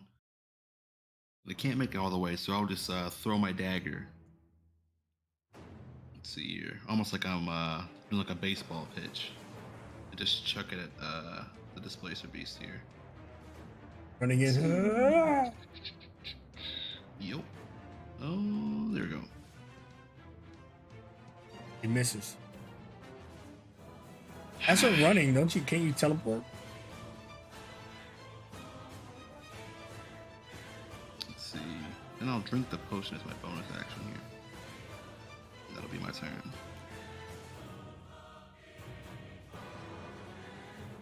Lewis. Yeah, big guy. Alright. Let us relocate. 5, 10, 15, 20, 25, 30 to get just within range. I think I should be within range of people if needed. As he slashes out at the displacer, using his blade. Ooh, that's a good one. And because that most likely makes contact, steam release goes off for an additional 3 fire. You do what, How's it 13? looking? Yes. He's looking like I need you to describe how you want to do this. Oh, okay. You know what? Because I also have Shadow Friend going, I'll go ahead and incorporate it into this description. As Lewis charges forward and tries to trace where the Displacer Beast's location is, he makes a slight pivot into the ground to change his direction as he charges forward toward it. The rusted blade being engulfed in flames as the heat transfers from his mechanical arm along his veins into his left arm to the blade. And as it makes contact into the Displacer Beast's neck, the blackened tissue seems to crawl across from his mechanical arm to the blade and spikes it up as it finishes cutting through it almost like a chainsaw. Looks at you, and as it dies, sliced into pieces, the honors of rolling a d4, Lewis.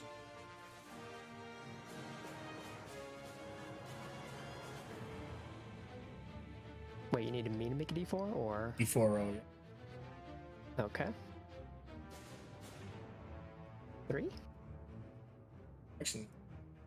You all went from having none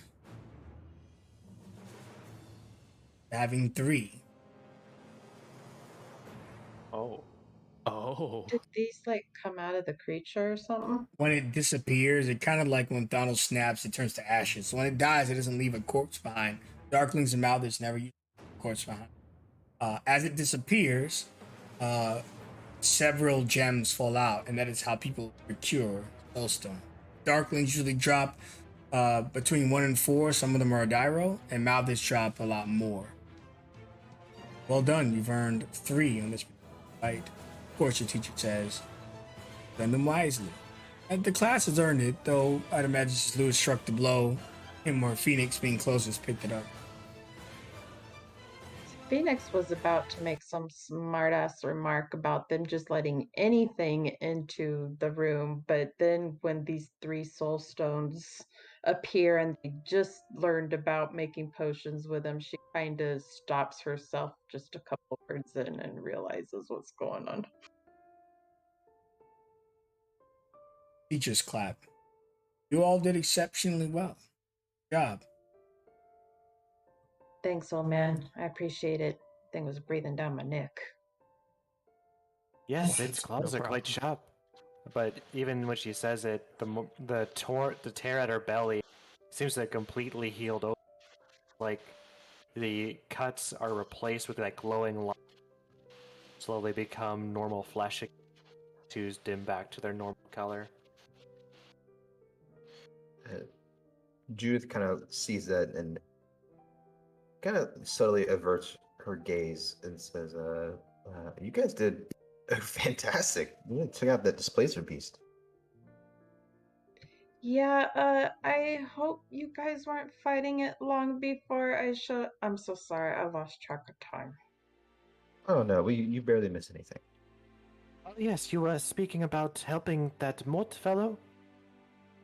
Yeah, it's a shortcoming of mine. Sometimes I get neck deep in projects and I just lose track of time, and I was working on something and I kind of lost track of time. It's okay, Phoenix. Just be careful. Judith told me, or recently let me know, that old flames can make you grouchy in life. So, Flames? Wait, you think no. No, no, no, no, no, no. uh, No. oh, I only assumed. Yeah, you know what they say about is never mind. That doesn't count for you. It's all just don't spread any rumors. No, if anything, I'd be in love with his wheelchair. Like it has a good ride now. He should be more comfortable. Well, that's good. I like you the way you are. It'd be a shame if you became grouchy like Lewis. She side eyes Lewis to see what reaction is on his face to that. He just rolls his eyes. Thanks for the assist, Gramps, by the way. I would have missed that last shot. Just where you what you're aiming that thing. Every shot counts.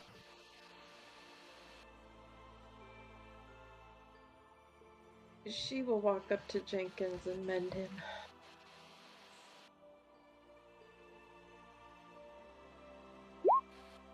Wait, while you're mending him, Mr. Fargos, you missed my class. Luckily, it was just an introduction to primordial arts and not a more aggressive study. Yeah, my apologies. Is there like a syllabus of the course or something you can give me? Here's your packet, and I'll need you to clean up the room where we had classes today. That is a light punishment. Missing a main.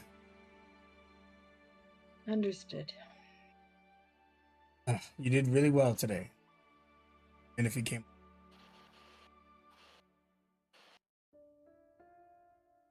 All right, you've all earned the day. We understand today was an aggressive class, but you will face real threats. But your challenge today was just a minion of the actual problem. You may encounter multiple of these creatures in the field. They will not fight alone, they typically do not. So, your sworn defense class will typically have you destroying the lesser creatures, and you can reap the rewards, which are those soul stones. Basic soul stones, well, you'll need many of them to make a crappy magic item. But their most uses for consumables. You'll later find out that there are more refined versions of the soul stone. Then there are also elemental soul stone, which is a fire soul stone being used to make fire-based weapons. This is the famous flame tongue wielded by Jay once. Jay nods. Now, with that said, again, you've all earned the day and night. Return to your quarters. This will be our study halls for the next few weeks. Phoenix, please remain here. with Master J for She the does a time two being. finger salute. Rest of you, Phe- go on and get out of here. Phoenix, when you are done, head to my room, okay? Sounds good. We have plans. She thinks such a. All right, I'm going to go. Oh, I feel better, but I also feel a little lay down. Yeah, we should probably all go rest. Is everyone all right though? Just about. I just kind of go up, kind of behind Amber, like, you fought well, but you're looking a little hurt, and I give you a little healing word. Thank you. Yeah, I'll be all right. I'm hardier than I look. I know. And then I'll head out. As you will leave Mr. Barr, at some point later on, you're probably over here clean. He wouldn't tell you immediately. It'd be like 30, 40. Oh, by the way, Jenkins is helping her clean. Okay. They would have you would have just saw him at a desk filling out paperwork. Doesn't seem. Mr. Farr would knock on the door as to not startle you right. It's your room. So we're speaking, Auntie. Yeah, he participated with the opposing team during our challenge, as you know, and I was impressed by how he wields his shadow rune, and I thought maybe I could learn a couple things from him. I don't know another shadow rune bear well until I came here, obviously, but as mine's not that powerful. I mean, it's cool. It's come in clutch sometimes. It's helped me get away from dangerous situations, but his is so much better. And I admit, like, I want to be able to do that. I talked about the family runes earlier. Must be careful that if you ever do receive his rune, you sooner forfeit it to the world than to somebody else. About that, see, my, she does air quotes, family, well, they're not really blood. I'm pretty sure my sperm donor ain't got one. But my mom, like my real mom, I don't know her. How do you know if what you have is a family rune? Would it be more powerful if it was a family rune and not just I'm mystically chosen by the powers that be? Not necessarily. You know, powers can vary. Some families have extraordinarily weak runes and keep it on principle alone. Though I believe that to be a foolish heritage. As for the family runes, they are typically special in some capacity. Typically, very few people have them, making them stand out uniquely. Though throughout history, I will admit the family runes do tend to seem to be on the stronger side. But as if anything, anyone could possess them. But I was curious as to your relationship with Monty. It seems you and him are not too far from the same stock. Not certain who both your parents are. You see, I've taken him in. He is my child, adopted. Happy to see he has friends. Took him a while to adapt to his. Well, I don't know if we're friends. Like, that was my reason why I wanted to get to know him. But honestly, he fell asleep. And so I didn't get to talk to him while I tinkered on his chair. And so I'm more friends with his chair than I am him. But yeah, maybe one day. I will warn you, when his aide is not around, try to not be around. Does he like turn? Does he not have control of the shadow within? And I found him, village up by the Swan lands, clan lands, some call it. Entire village had been killed. Evidence points to him being the killer. However, I should also point out he was about 5 years old at the time, maybe 4. Far younger than. I do not believe it was malicious. I think there's something within him. Even though he has adopted a pacifist life, he wields one of the most dangerous powers of all. Do not miss your sworn defense classes. You may learn exactly what afflicts him, exactly what a room mouthed truly is, exactly why he must remain in the outfit. Understood. Anyways, you can be his friend. Really, only God himself. His classmates aren't bullies of any sort, but they don't see him eye to eye. They don't understand him. Yeah, we kind of got that in common, I think. I won't bother you. Thank you for cleaning up. Hopefully, you don't think this is harsh, but teacher, I do must enforce the rules of the school. Nah, I understand. Above game, real quick, are these books on the table? Yes, they're course books. Some of them are empty for note taking. Others are just the general courses art provides. She's gonna like scan the titles on the binding of them while she stacks them and puts them in properly, and then she's like gonna look at one and start putting them in alphabetical order as she moves them around. But she's taking the opportunity to see if there's any book here that like really sticks out to her. Yes, you would see the story of the Iron Dog, and the fact it was iron alone may have drawn you to it. Quickly surveying it, you would see that it does revolve around technology, one of its own, the only in the batch. She'll hold it up to him. This one's interesting, a little different from the rest. What class is this gone over? I'll make sure to be here early. Bronzebeards, we all dip into the other majors.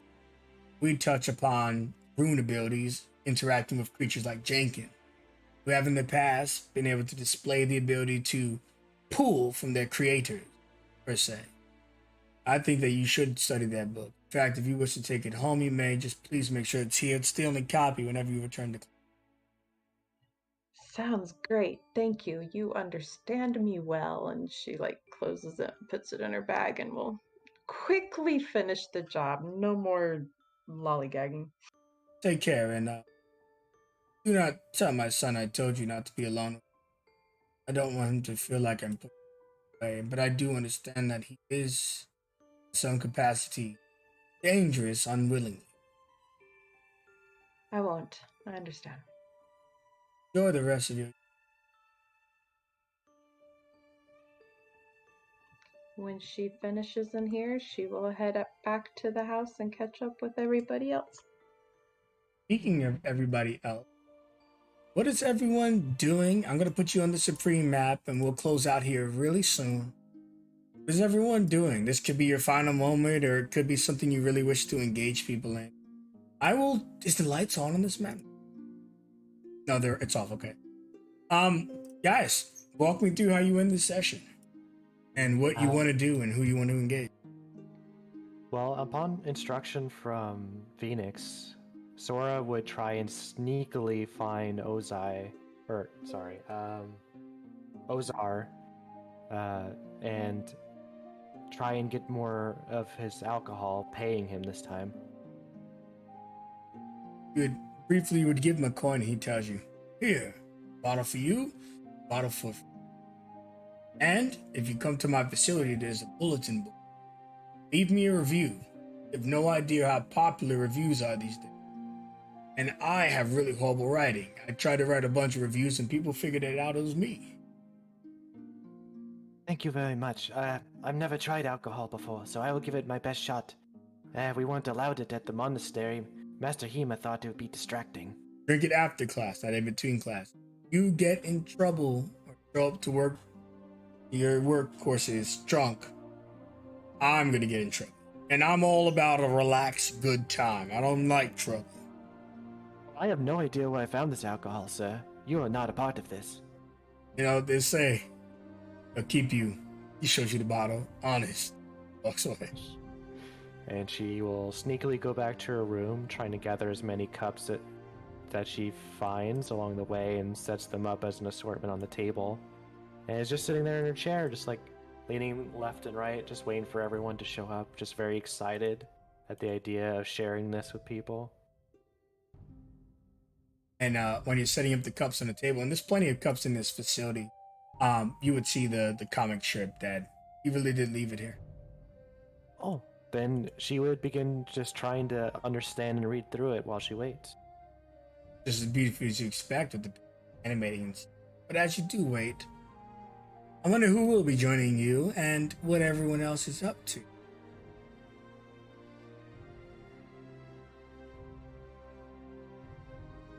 I'll cover Phoenix last, as she would arrive here last. So, Lewis, Amrut, Judith, what are you doing? How are you ending your night? Do you plan to meet up with Sora? Or is that strictly Phoenix and Sora? It's up to them. I'll probably head down there, yeah. Awesome. You would get a knock at your door, Sora. Can you give us that glorious knock, Amrut?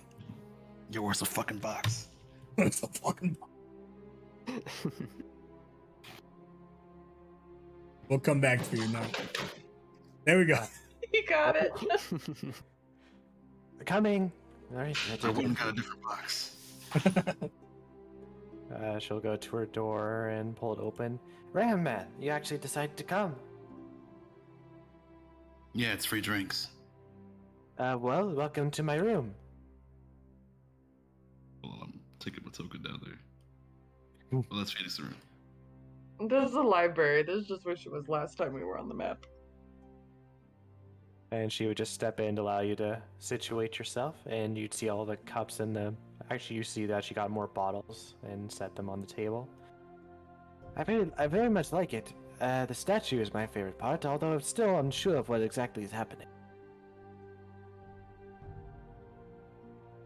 Oh, I guess we all have statues. I think it's creepy. I feel like we're being watched. I don't know, it looks passionate to me. You seem to... He looks back at it. Huh. What were you saying? You seem always on edge.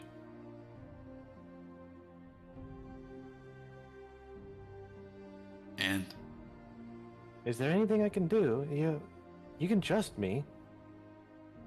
I think the drink will do. Okay. I haven't tried alcohol before. Is there anything I should expect? Well, I guess in a way of speaking, it'll do the opposite of the coffee. So it will slow me down. More or less. If anything, more of your, mentally. Depends how much you drink. But yeah. Well, I am quite excited at the idea. Could I ask you something, Amrut? Maybe. When the teacher was speaking about family runes, do you think they are born with them, or the family gives it to when they when they get older? Oh. Yeah, most likely they give it to them. They're probably born with whatever basic rune we have, and I'm assuming maybe the parents give them the ability. Could be wrong, though. I do hope that is the case. It does give me relief at the thought. It would be dreadful to learn that you don't have a family if you're not born with it.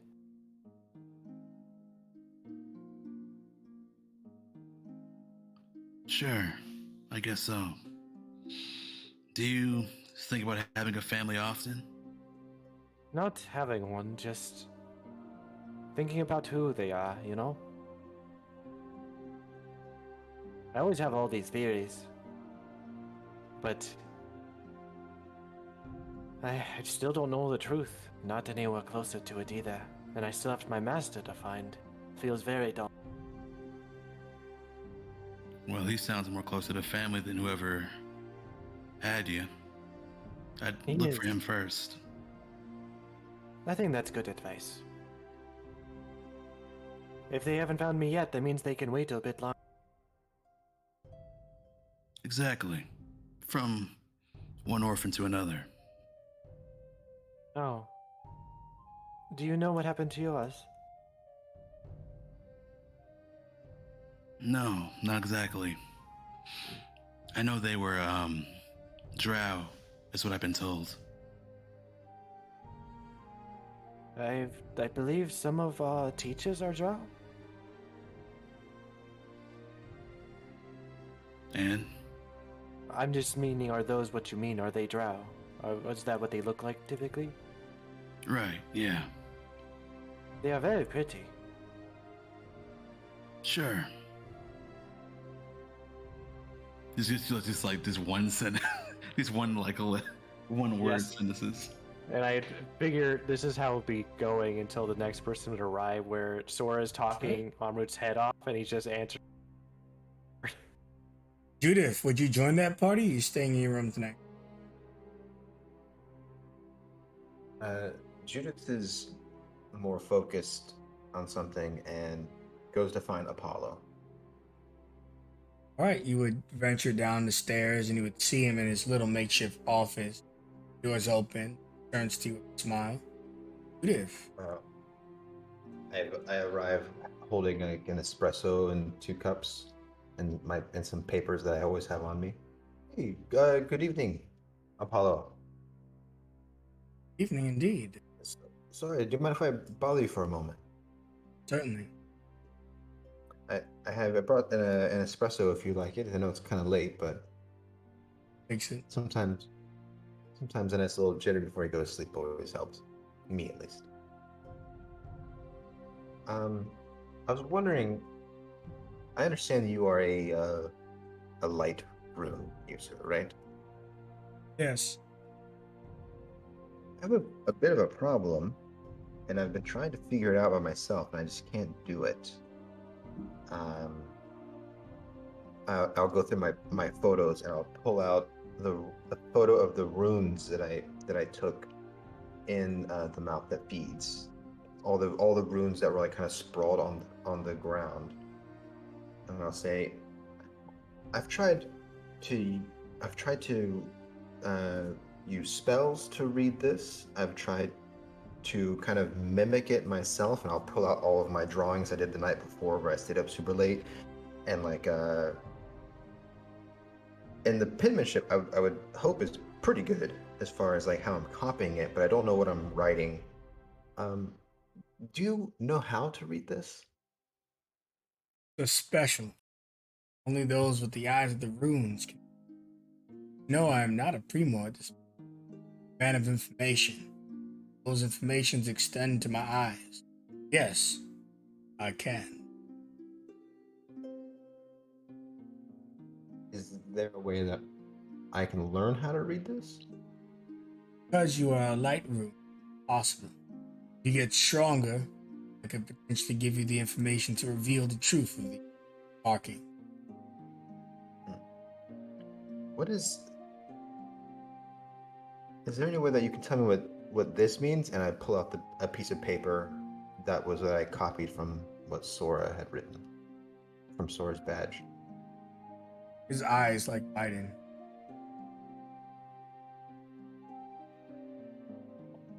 Can.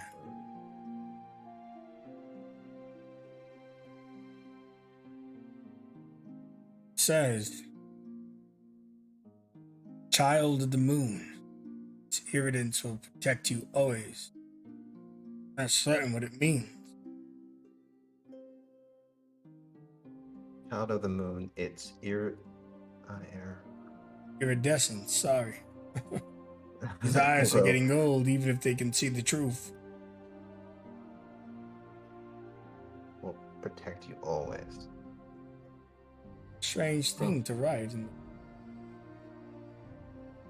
It is. Well, thank you very much for helping with this, and I'm always looking to learn more things. So hopefully one day I will be able to learn how to read these rune things, so you don't have to help me with this. Sorry to disturb you so late. No, I'm a servant. Maybe you're senior in this place in regards to rank. I am the servant of the students who earn this establishment, so I'm at your disposal at any hour. Dawn, the sun is setting, dusk, not matter. Right. Sir Apollo, I assume you have information on all of us, so I would hope that you know that I'm not a big fan of servants. I'm quite capable myself, and I look at you as I would anybody else in this building. It's a job like any other. I applied for this position. I am a free man if I choose to be. We all have a part to play in this world. Reading what you presented to me today, an opportunity given to me by my position here. To that I say, good. Thank you very much. I won't keep you too long. Go ahead and you can drink your espresso. Bring me the cup later on, or whatever. You put it outside my room, whatever you want to do. I like this. Maybe we can do this more often. Indeed. So, silly people my age typically drink espresso. You can acquire hot chocolate. It's a favorite of my sweet tooth. Hot chocolate. Sure thing. Sure thing, Apollo. I will make sure that we'll have that next time. There's a slight bow before turning to his. I will go and I will continue on over to the house party, the room party. But I come in I still have my espresso jug, and I have some more cups. And I knock. Oh. 1 second, en route. Oh, Judy, hello. Hi, Yeah. good. You were the second to Hi. arrive. Oh, perfect. So yeah, sorry I'm a little late. I got a little caught up. It's okay. Only en route seems grumpy we haven't drunken yet. I'm sorry, Sora. I'm not really a drinker, but if it's okay, I have my own drink here, or you know, you're welcome to have it. I'm just not an alcohol person. Oh no, no pressure at all. I was just simply wanting friends around when I time. Okay, great. Let's get this party going. Who's got the music? Was there... Amrut, can you sing? Door, just as the door shuts, maybe even, hopefully not rude to finish the opinion, you didn't know she was there. The moment you close the door, an instant knock occurs. Oh. Yeah, as she was coming up the stairs, she gave Jenkins instructions to look for something in the library, and then she makes her way. And I kind of want to say, right as they're closing the door, she comes over. You guys started already? No, I haven't started at all. Oh, goodies. I actually got more as per your request. Sora, you are amazing. She's going to take one of these bottles or whatever they're in, and she's gonna smell it first and take a small little taste. She's trying to come up with an idea of what would be a good drink to mix this with to give Sora a diluted version.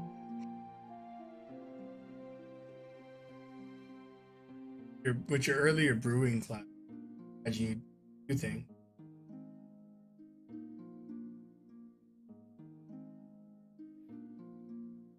Maybe we can start off a little gentle. Yeah, I mean, come on, it's Sora. We don't want her to be like unable to get up off the bed tomorrow morning. I missed a class. That's not Sora. And so she like mixes it in with whatever would taste good. And then she takes a swig of what's left of the bottle and then hands you the mixed version. Try this. And then she just watches with anticipation for the horrible look on your face you might make. Okay. She like looks down excitedly, then looks back at you all with the biggest smile on her face. I am very happy we met a year ago. I feel very close to you all. I'm glad that we are sharing this. Oh, wait. Before you do, she hops up on the table and then puts her hand out for you to join her on top of the table. Oh. And she would take it and clamber up.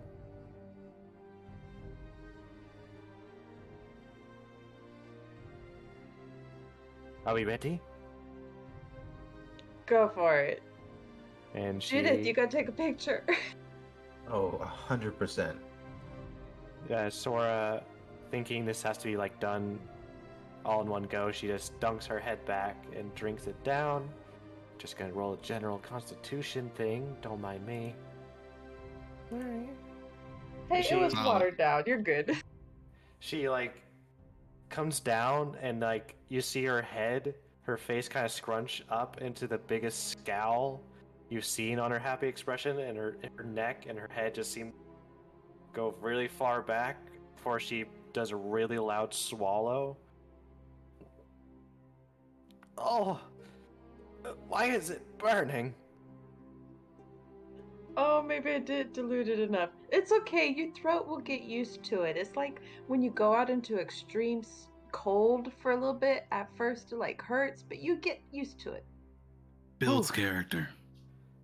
Oh, it warms all the way down. Yeah, it's good to drink in the cold. Speaking of that. Well, I am not drinking all this myself. So please join me, Phoenix Amrut, and Judith, enjoy your, I think it was called espresso? Oh yeah, where's the old man at? I don't know, I was invited. Maybe I should stop calling him Grumpy. Although it's a kind of self-fulfilling prophecy. I wonder if it's that arm of his that makes him grumpy. He certainly doesn't seem to like it. Yeah, don't- I'll go get him. I'll be right back. Then Yeah, Judith take this will with head. you. And she gives you a cup full of that alcohol. Yeah, sure thing. I think that'll be the way to his hat. Don't push too hard, though. Me? Push hard? Come on. She's He not says bringing him with a back. smile. Okay, Judith, before you knock on his door, Yeah. Lewis, you are in your room. And while you're in your doing whatever the hell you're doing, more importantly, happening. Room, the lights, the candles all get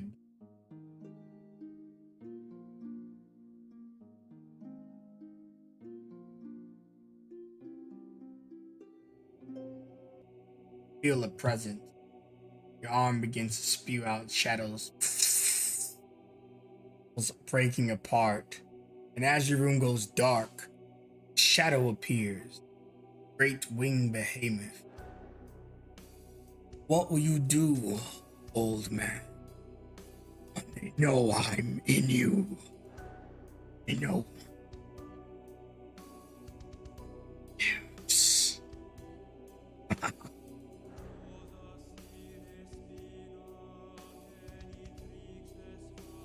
Lewis, having never experienced something like this, from just basic training and then seeing this being show up, is just in a state of shock.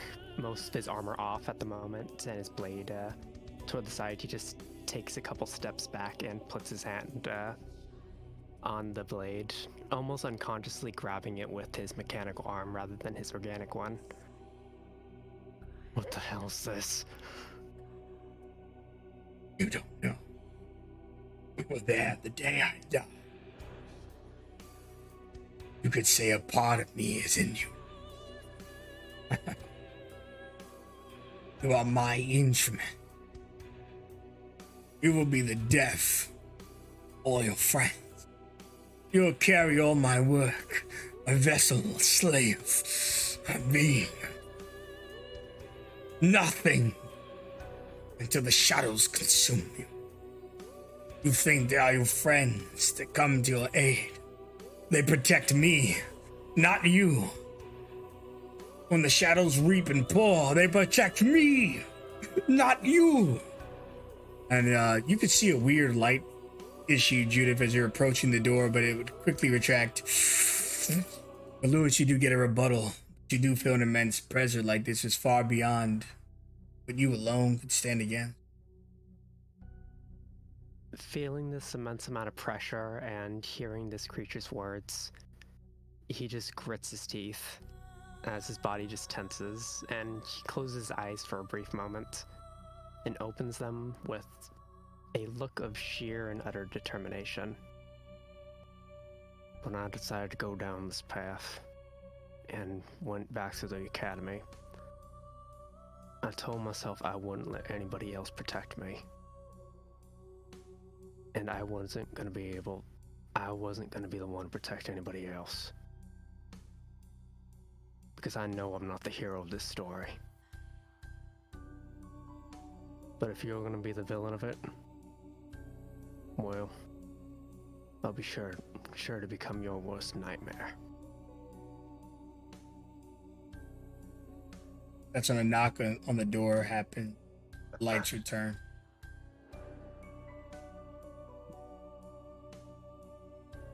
He seems still pretty flustered as everything just goes back to normal. All of a sudden, he just blinks to himself, unsure of what the hell he just saw. Coming. He just quickly gets on his jacket and opens the door. Hey. You see Judith there, and she holds a cup. Did you fill it with booze? I don't know. It's a cup of booze, I guess. And I say, come on, Lewis, you doing a light show in there? Come on, we're all hanging out in Sora's room. His eyes kind of just like trail over to his side for a brief moment before just taking a deep breath. Can I insight him to see if he's... That's probably a pretty intense experience.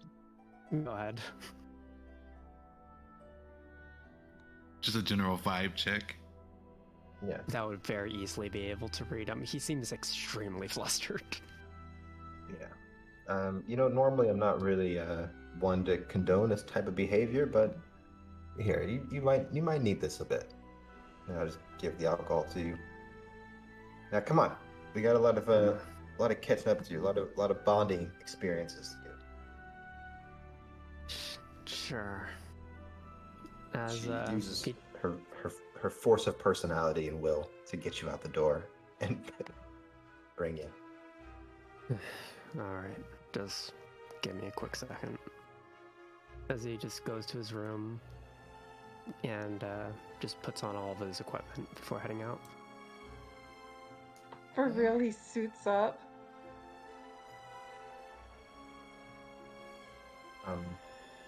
As we're walking down the hall, Judith actually did want to ask you something. Well, Lewis, just so you know, you're next on my list. So I there's a few things I have to do before I get to you. But you said you didn't know that you had this shadow room. This is a new thing. Yeah. As far as I know, my room's been deactivated for a long time. It only recently started to come back about a year ago. What do you mean it was deactivated? And Your fire room? yeah. The idea that Like I even have my room now is weird. Like you turned it off somehow. How do I put this? You remember when I showed you what happened to my arm? Yeah. The moment that happened is when my room deactivated. All my abilities pretty much disappeared the moment my arm was separated from me. And after something happened about let's say, a year and a half ago, around that time, then it just came back. It's part of the reason why I started adventuring again. But this Shadow Rune's completely new. I have no idea where the hell it came from.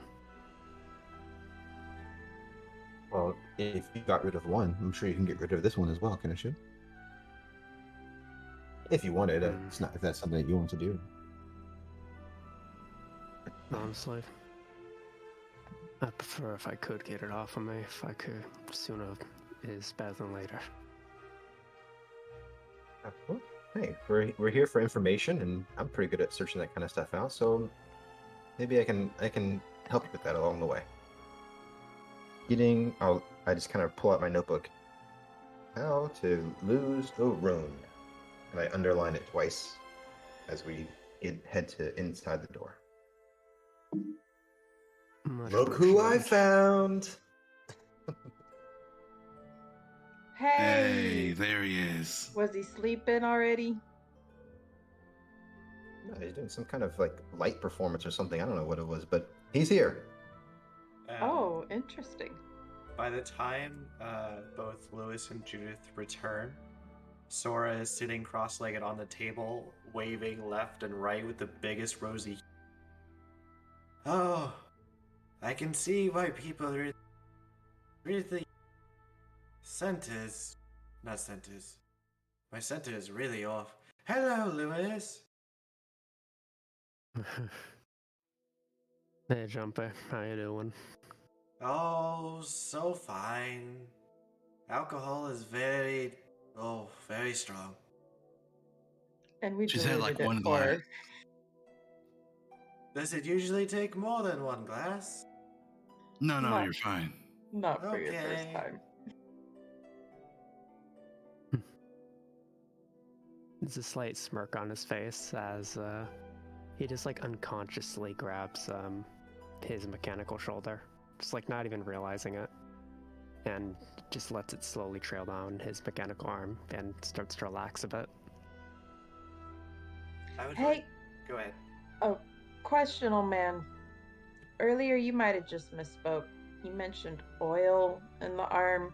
You really should grease it. It's two different things. Did you not get an owner's manual with it, or did you just not read it? That was Ozar's words, not mine.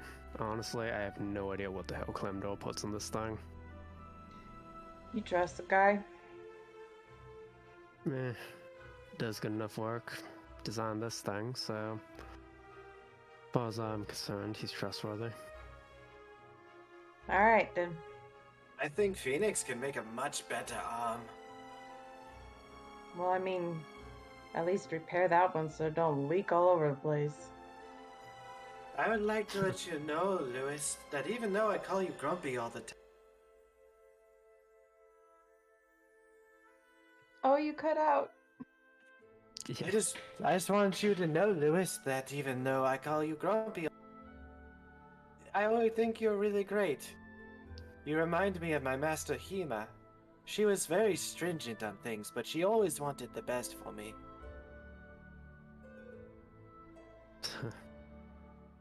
You're not half bad yourself, kid. So please, share in this, because I feel if I have too much of it, I'm going to be very embarrassing to myself tomorrow. Sure. As he just like grabs a quick glass and then just leans against the chair right here. No one would ever know, Sora. Well, Judah's here, so never mind. I think everyone would know. I don't Just mind. pace yourself. Phoenix will like point to Judith. Some things don't go public, right? This is not newsworthy. Someone getting drunk for the first time? No, not newsworthy. You're good, Oh, so Sora. you're good. Oh, happy days. And I she get to just, get another cup. yeah, she just raised her glass up to everyone. You know what? Phoenix will do a little swap-a-roo with the glass that doesn't have any alcohol in it, only has the liquid that she mixed your other one with. It's like, hang on, Phoenix, or hang on, Sora, take this one, and she'll Oh. swap you out with the juice or whatever's in it. Oh, thank you. Very appreciated. To us, let us have the best year we can together. I don't care about prizes, rewards, fancy rooms. As long as I have my friends with me, I'm always going to be happy. Here, here, to the end of the world.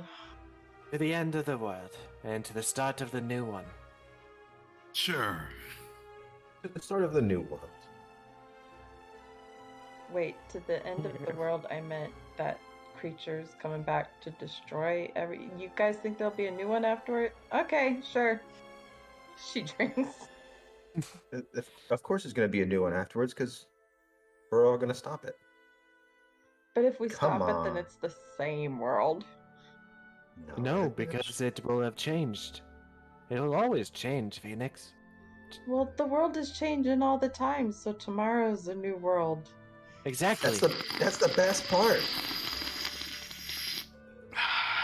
Just drink.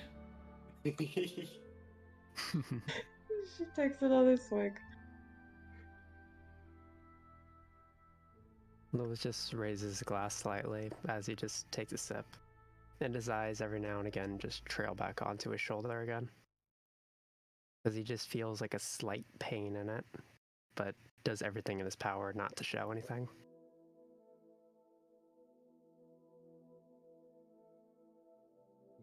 And Yeah, I think that's it for us.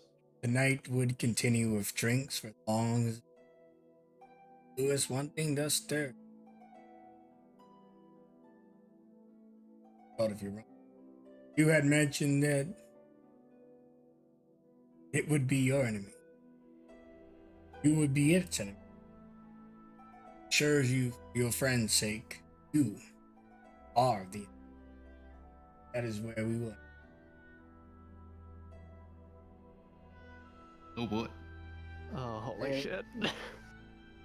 Hope everybody enjoyed this session of Serve. I'm about to roll the credits. Players, you can enjoy conversating with each other, but I shall be quiet until the credits. Thank you all for playing with me this week, and I you all on the queue. Goodbye. Goodbye, everybody. Goodbye. Goodbye. Bye-bye. Out of fear, we kept running, tried to hide away. Can you hear? War is coming, beckoning our fate. This is the day that we stand up. This is the day we fight. We'll take our place, we won't give in. Our victory's in sight. Only a sword in our hand, but we enter the lion's den. We're not waiting for a war.